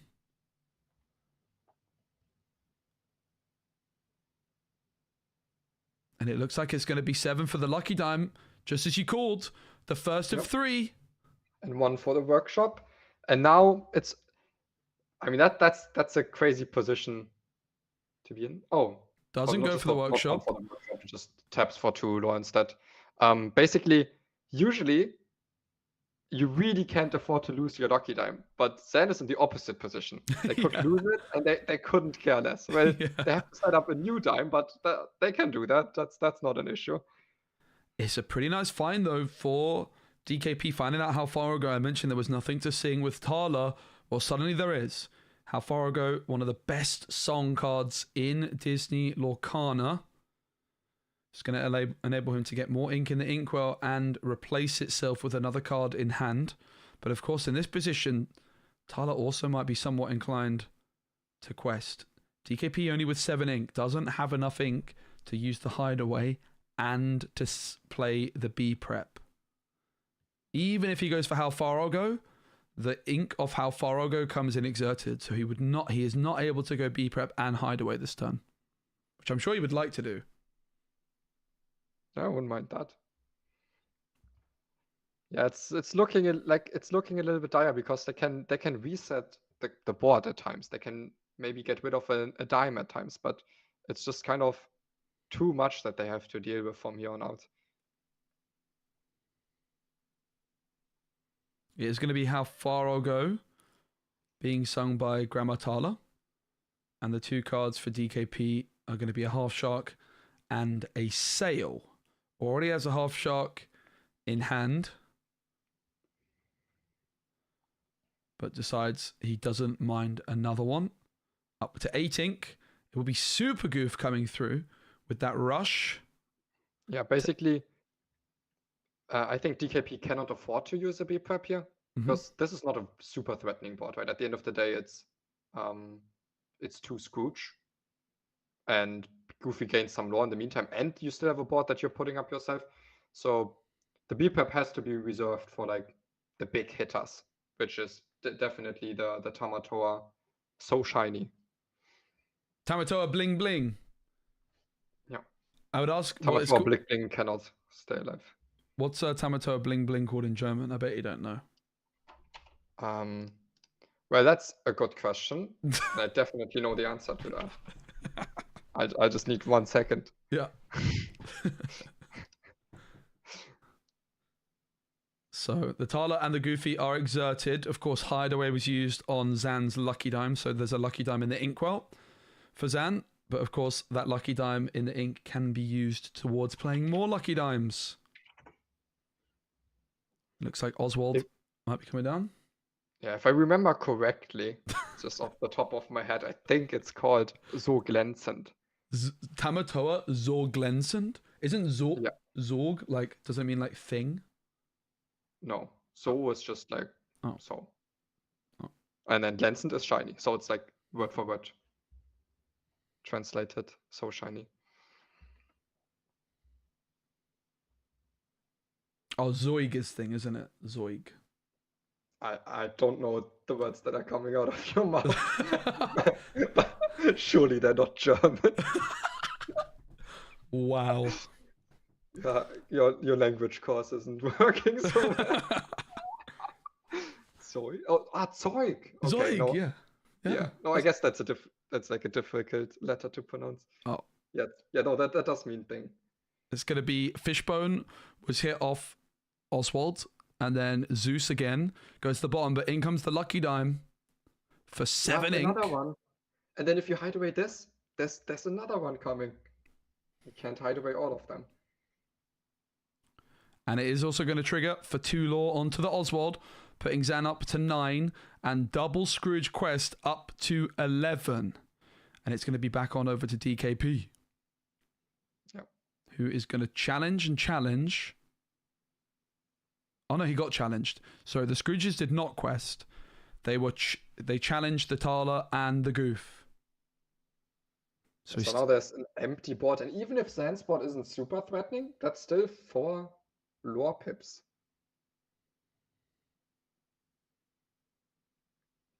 but that Tamatoa, so shiny, ready to go with 1, 2, 3, 4, 5, 6, 7, 8, 9 items. That would be 10 lore in a single swoop. And there's plus possibly probably an item from the discard. Yeah. Yep. So yeah, so what DKP needs to win this game is 1 slow turn here from Zan, and then they can set up their own thing. But Zan is not giving them that luxury. Zan is just pressuring each turn. Lucky Dime's a really good card against Ruby Sapphire if you can get to that stage in the game. It's something that my Emerald Sapphire deck from last set would have to do as a win condition as well. And Zan's got 3 of them in his deck and enough juice and enough ways of drawing cards to ink to get there. We've really seen the play-draw discrepancy in the series. Is this quill just the difference? Because we said if there's an item that's plus 10, right? So with this quill drawn, is it plus 11? It's going to be the Greatstone Dragon. The only item in the discard. I'm not sure it was the only one, but it was the Greatstone Dragon. Yeah, of course, usually with Tamatoa, you might see them banish a Popsicle and then play the Popsicle, but that wouldn't be an extra ink off the Tamatoa. And the Fishbone comes down. Maurice Workshop does trigger. Yeah, so because it was such an expensive item, they actually weren't able to play all the items and then use the dime. Nope, they were. Oh, no, they weren't. I'm confused. No, they couldn't play the... The 20, it's game over! Oh, I guess we miscounted 1 item. GG. So they didn't need to play 1 more item. Zan Syed is your champion of, well, this game. He beats DKP. He marches forward with his Oswald deck into the top 8. He does have the option of changing to a non-Oswald build, but it certainly did the business against DKP. Definitely saw the difference in the play and draw in this series. We are going to have a little interview with our players, so don't go anywhere. Me and Robo Moyen will... Am I still Robo? I think I know what it is. I have like a weird bug on my OBS sometimes where you'll turn probably Robo for like 15 seconds and then you'll stop turning Robo. It hasn't happened in ages, so I'm going to have to look into it. Yeah, that's it. I mean, it was just the story of this game was them setting up their card draw, their value, getting to a lot of ink, getting to a lot of cards, and then all they needed to do is set up their story engine. Yep. What a story. All right, Moyen, if you can hang up from this call, please, and join me in the Discord instead. Sure. You can actually stay in the call, but mute your mic, actually. Yeah. Last game interview, and then I also have to go. Hello. Where is it? Hello. Let's start with... Do we have Zan? Oh. We don't have Zan. Let's start with DKP. You just need to mute your mic in the Video Ninja. Hello. You also need to do that. Hello? Hello, DKP. Okay. Well, hello? Can you hear me? Yeah. How are you feeling after that one? We saw Zan had triple dime in hand for a long time. How are you feeling about that matchup when going second? We saw you managed to put in some work going first, but it seemed like a struggle going second. So there are many things happened there. Like first I haven't tested that much against Zan's build, or especially against Zan in particular. But I just decided to put like Tamatoan, right, and then the hideaways just for the dimes, because I played a bit, and what I saw was I was often like 1 turn behind because of the dimes, so I put the hideaways in. Which is normally true if you can open like something like mana early enough, and I didn't.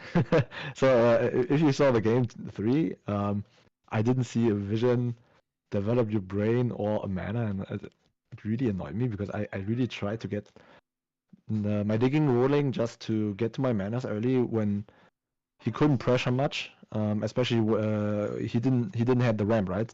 So my plan was trying to get the mana. You saw in my mulligan I kept the Tipo and the Maui, so my plan was going for the mana, and if he attacks with Bell, if he opens Bell and Popsicle or Fortitude, I can just attack back with the Rush Maui, and then it just keeps ticking on, like basically the same I did in game 2, right? But this time I just didn't see anything. I kicked the Hiram 2/2 for the Tamatoa, just because Tamatoa, in my deck at least, is just a better Hiram overall. But the thing is, I didn't see Tamatoa or Hiram, so it didn't really matter. And I don't think that I'm super unfavorable or not. It's just sometimes you just don't draw the win cons. If he opens like game 1, of course, where he doesn't hit anything and then he hits double dime, yeah, there's not much you can do. I think even in the mirror match I couldn't do much. Probably only with like an aggressive deck. I could have won game 1, I assume. But yeah, that was just too insane. And game 2, yeah, I did something unfair, just mana, double shark.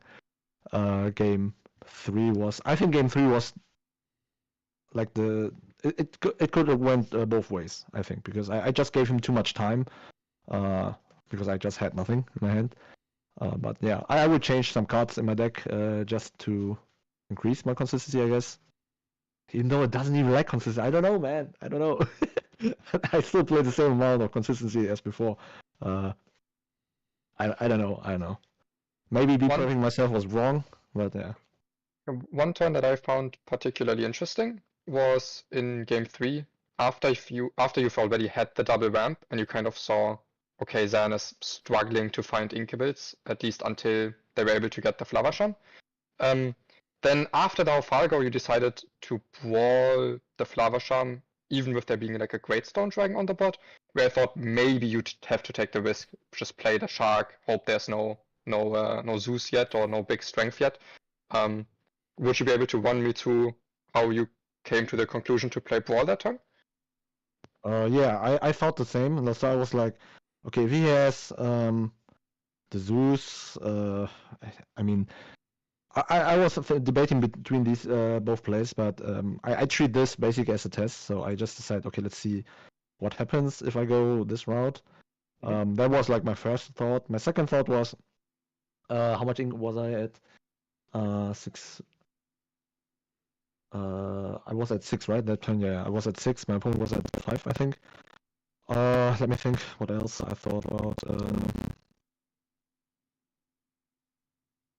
For what it's worth, I like the look of the play quite a bit, because obviously you couldn't see Zan's hand, but it was a field of uninkables, so denying that hero from my perspective looked pretty nice.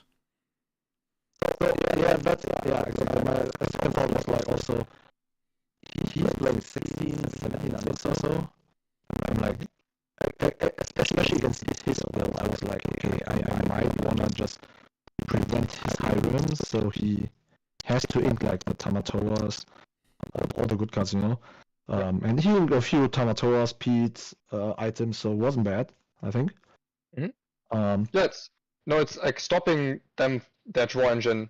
Usually, I think would always make sense. That's just because of the Great Stone Dragon in play.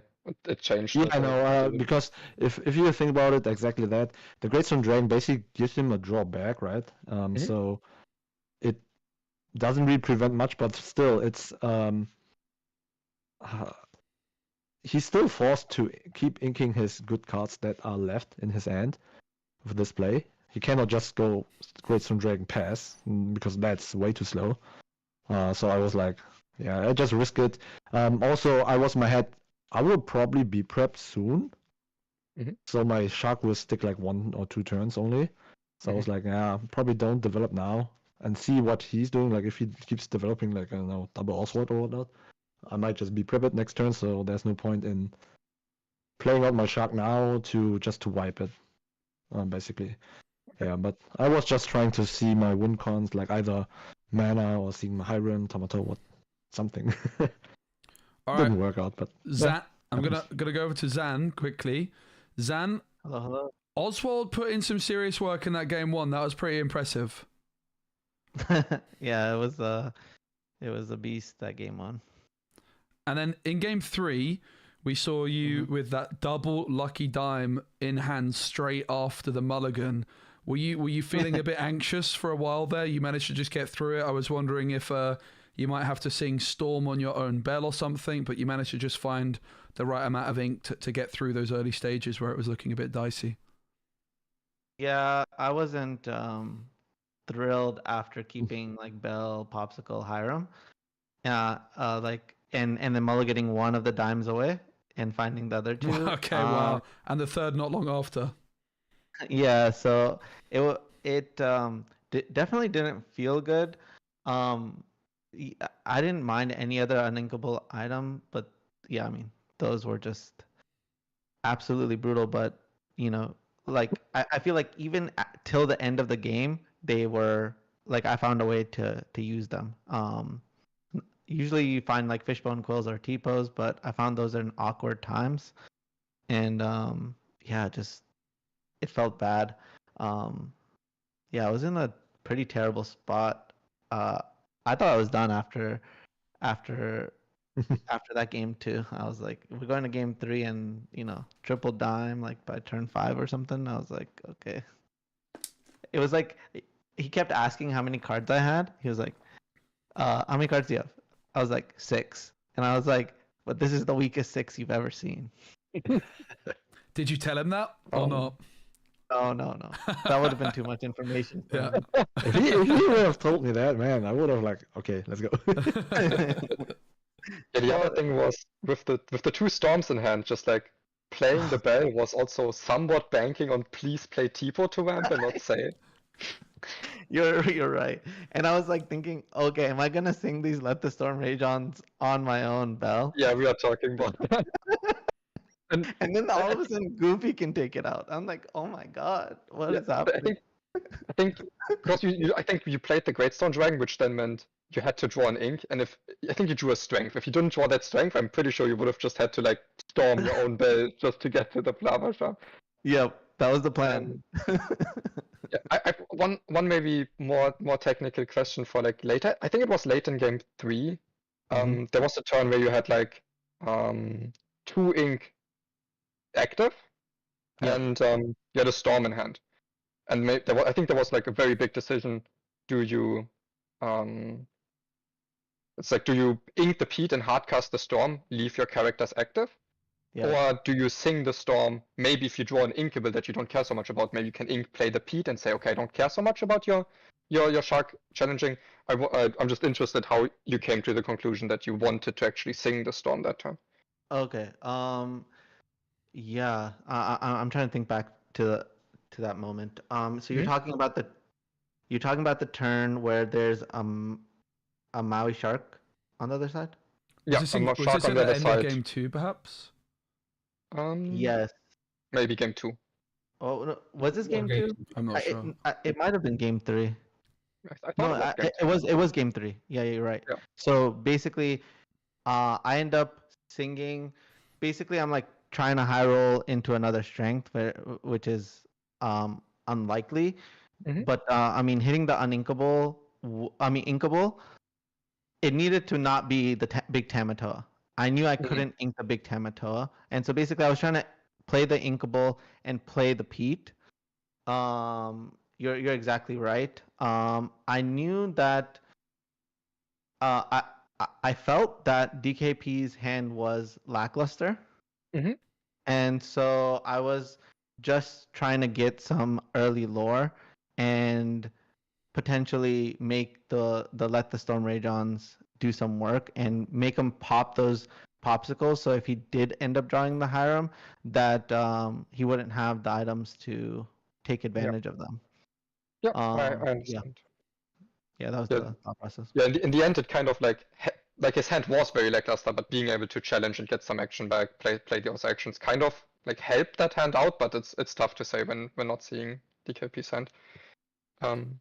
And then I think there was one more turn, if I may ask. It was I think it was one of the early games, maybe game 1, but it was like a turn where you can either drill away your tapped Tamatoa Happy as a clam, and then play an item so that you have like a secure workshop trigger.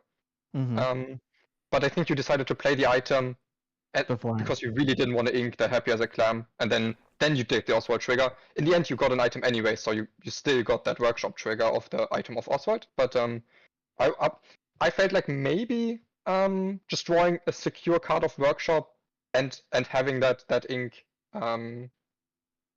could be worth more than being able to keep the Happy as a clam. But that was all just one turn I wanted to ask you about.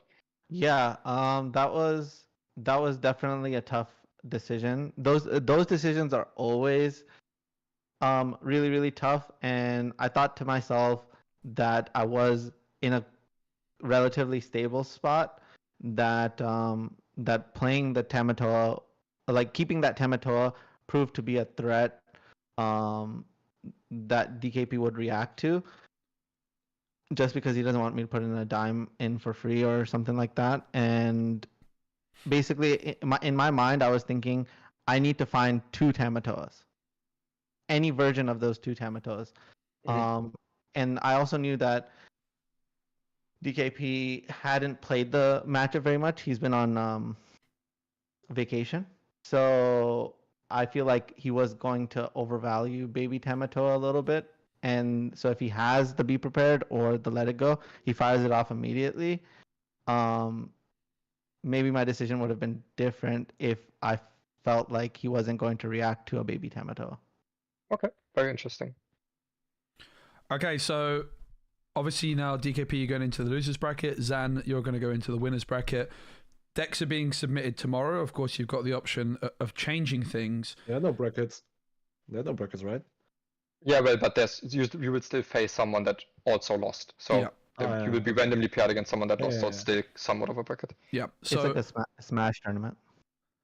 what I wanted to ask about though, rather than this tournament specifically, the wider metagame. It's now we've been into the set 7 metagame for about a week. We know that Sapphire is very strong. Was curious on your guys' opinions about what the potential weaknesses of Sapphire might be, and if there's any decks that you've got your eyes on which you think might be able to break through. Obviously, there's no huge tournaments coming up anytime soon, so if there's stuff that you guys want to keep to yourselves, of course you're more than welcome to. But just interested in your opinions overall on Sapphire and its potential weaknesses. Okay. I can start because I don't have a big opinion about that. So yeah, I was testing set 7 at the start before I went to the vacation, and yeah, now I'm back and I will test a lot. But what I've seen like the last weeks or like the development is people actually try to like go under the item build, right, with the Sapphire Steel aggro or like purple Amethyst Steel aggro. Some also have success with like Ember Steel aggro-ish decks or like discard decks again, like just going either under or just destroying their hand. Yeah, seems to be the pick for people to just go at it. And even the item build itself, they try to tech for the mirror, and then if they do that, they will also get worse into other matchups and so on. It's like a cycle now that we enter, like always. But still, overall, the Sapphire Steel is really, really strong, of course. And the core is really strong. I mean, if there would be a DLC now, I probably also would have played it this weekend. Just play it because it's the sheer power. Just because most people don't have the optimal list yet to beat it, I would say. But I think in the end we will see like a lot of diversity outside of the Sapphire Steel item, but probably more like Sapphire Steel aggro, Amethyst Steel, and so on. And even like Ruby Sapphire. The thing is like Ruby Sapphire was when the cards got revealed for Ruby Sapphire, I was like, the deck itself doesn't really change much. I mean, the core is really strong in the late game when you have all the wipes and when you're like in the late game. But before that, or like until that point, Sapphire Steel is just faster. It's like set 4 when I forgot his name, but at the DLC Bologna, where the red-blue player played the item build, Ely. and he was just like destroying every Ruby Sapphire just by spamming all the items and just one-shotting them with like the dime, gaining 10 or to 20 lore at once. That was really strong, and it feels like that too now. You can even get like a bit of lore with like Bell or Tipo and Scrooge like before the end game. So you have like 5 to 6 lore, whatever. Already then you just quest out of the diamond win at once. So this is how for me Ruby Sapphire feels. So my only way I see to beat this kind of Sapphire steals, like just go like mana early, having Rush Maoris always to beat down the Bell, and if they Zeus the mana, I can just play out my Tamatoros, my Sharks, and then they cannot Zeus that. At least that was my game plan, but I didn't draw it, so happens. That's my way how to tackle this, and the rest of the deck still can defeat the aggressive decks, like the decks that tries to counter the Sapphire Steel. And yeah, that's what I got so far without testing a lot. Mm-hmm. All right. I have a call at 6, so I'm just gonna say my response real quick and then dip. Of course, mate, no problem.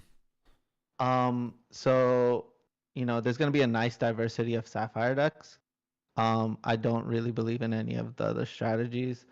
Like I'll play a bunch of different versions of Sapphire decks. I do think that like if you target one deck, then you lose to the other Sapphire deck. So I played against the Diggy Hole deck that was playing 4 Gontus and 4 Benjas. Oh, and that sounds like my kind of deck.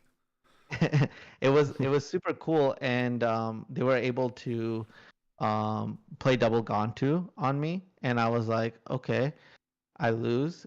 I lost, and then I was like, oh my god, there's still a lot of Ruby Sapphire in the room. And this was like round 3. Basically, they ended up losing, I think, the next 2 rounds or the next 3 rounds. I don't know how many rounds they ended up losing, but they ended up playing against the Sapphire Ruby. So it's like, I think that you can build a deck to beat one version of the Sapphire decks, but not all the versions, because they attack you on such different axes, right? Like if you make an Amber Steel deck good against the Sapphire builds, all of a sudden you realize that all your characters only have 2 power. And Sisu becomes even more dominant, right? And so I think that that's what's going to happen majority of the time. But I think people's approach, like especially with Purple Steel, is it's like kind of the approach that there was with Bucky. It's like hope that they don't have the draw. So in this case, it's like if I'm going to go aggressive, hope they don't have the Bell. Yes. And then we have a game. And so like for example, Aaron, my teammate, was in the finals of the Hunter Burton Memorial yesterday, and a couple of variables ended up switching. Like he was number 1 seed going into the last round. The opponent that he drew with ended up flipping. So he ended up becoming 2nd seed, and the other guy ended up becoming 1st seed. They now meet in the finals. So number 1 factor is like you got to win the die roll. Then number 2 factor is, do you have the Bell? And so Aaron ended up not having a Bell in all 3 games. And so basically if he had any of those factors of like was on the play, he wins the match. Or had a Bell in any of the games that he lost, he easily wins those games. And so and I think that's how the Bucky decks were losing right before the Bucky errata happened. All right, I'm gonna dip. Thank you guys. Congrats on you win. I'll see you guys next time. Thank you. Bye. Bye. Right. DKP, Moyen, any closing words before we end this one and go host someone?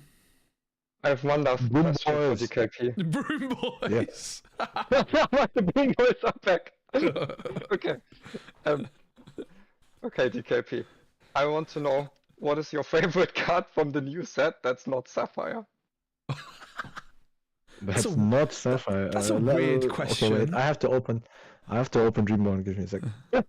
I asked Moyen this question after his win. I interviewed it's him. an impossible question. Well, let me open the filter. I have to filter. Wait. We also need to find someone to raid once we are done here. Is Dreamborn down? I don't think so. No. JDC Quest is up. JDC Quest. Okay, wait. Let me look at Card Market and the top sales. Yes, Card Market, who sponsored this stream. By Card Market. Well said, Mr. DKP. Good Sapphire. job. Oh my god, these are all Sapphire cards. Wait. Uh, I'm trying to think what's my favorite card this set. damn. Mushu. I like Mushu. Yeah, that's the top selling card of card market. Unfortunately, that's- Ruby Steel is not so hot, but Mushu's great. Very good. Okay. I just sorted the cards. Okay, can I just also take art? Right. Sure. Damn, they're all Sapphire. My favorite ones are all Sapphires. I guess the Donald Duck, just from the theme, like the enchanted one. Okay, I Enchanted can see that. Donald. Oh, okay, yeah. Wait, does the Dark Magician, does he have an enchanted? Yes. Okay. The Donald you Duck mean Magician, Yu-Gi-Oh you or what? mean? Oh yeah, Donald Duck. Dark Magician has one. Yeah. I actually That's really managed to pull a Donald Duck in Pack Rush, so my opponent had to get to 25 Wow. law, and I still lost. Or the Donald Duck Dark Magician almost won like the mill deck their round in the LCCC. Yeah, Almost.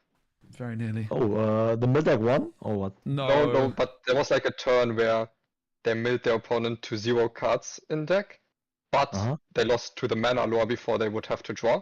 And instead they could Oh have my played like a Donald God. Duck to stall the turn and then actually Oh my win on milling God. if the Donald doesn't get removed, and I don't think there was removal. There was a But, yeah. Zeus in the opponent's hand, so it might not. have How stuck many around. turns did Domingo need to mill out? Like, I don't remember. do you guys know a lot. roughly?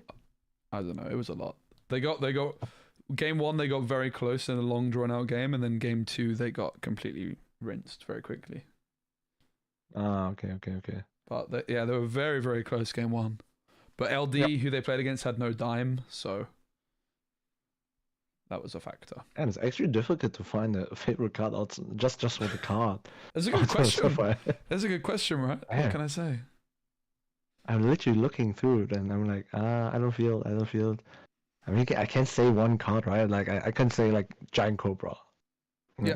Sure. Yeah, Giant But I Cobra. think Giant Cobra actually has been so underwhelming so far. It's like very, very, always very the Bellstorm. It looks cool. Yep. All right, guys, it's been an absolute pleasure. I hope you have a lovely rest of your evening. The tournament submission for decks is tomorrow, I believe, and I don't know we'll what have time. we'll have new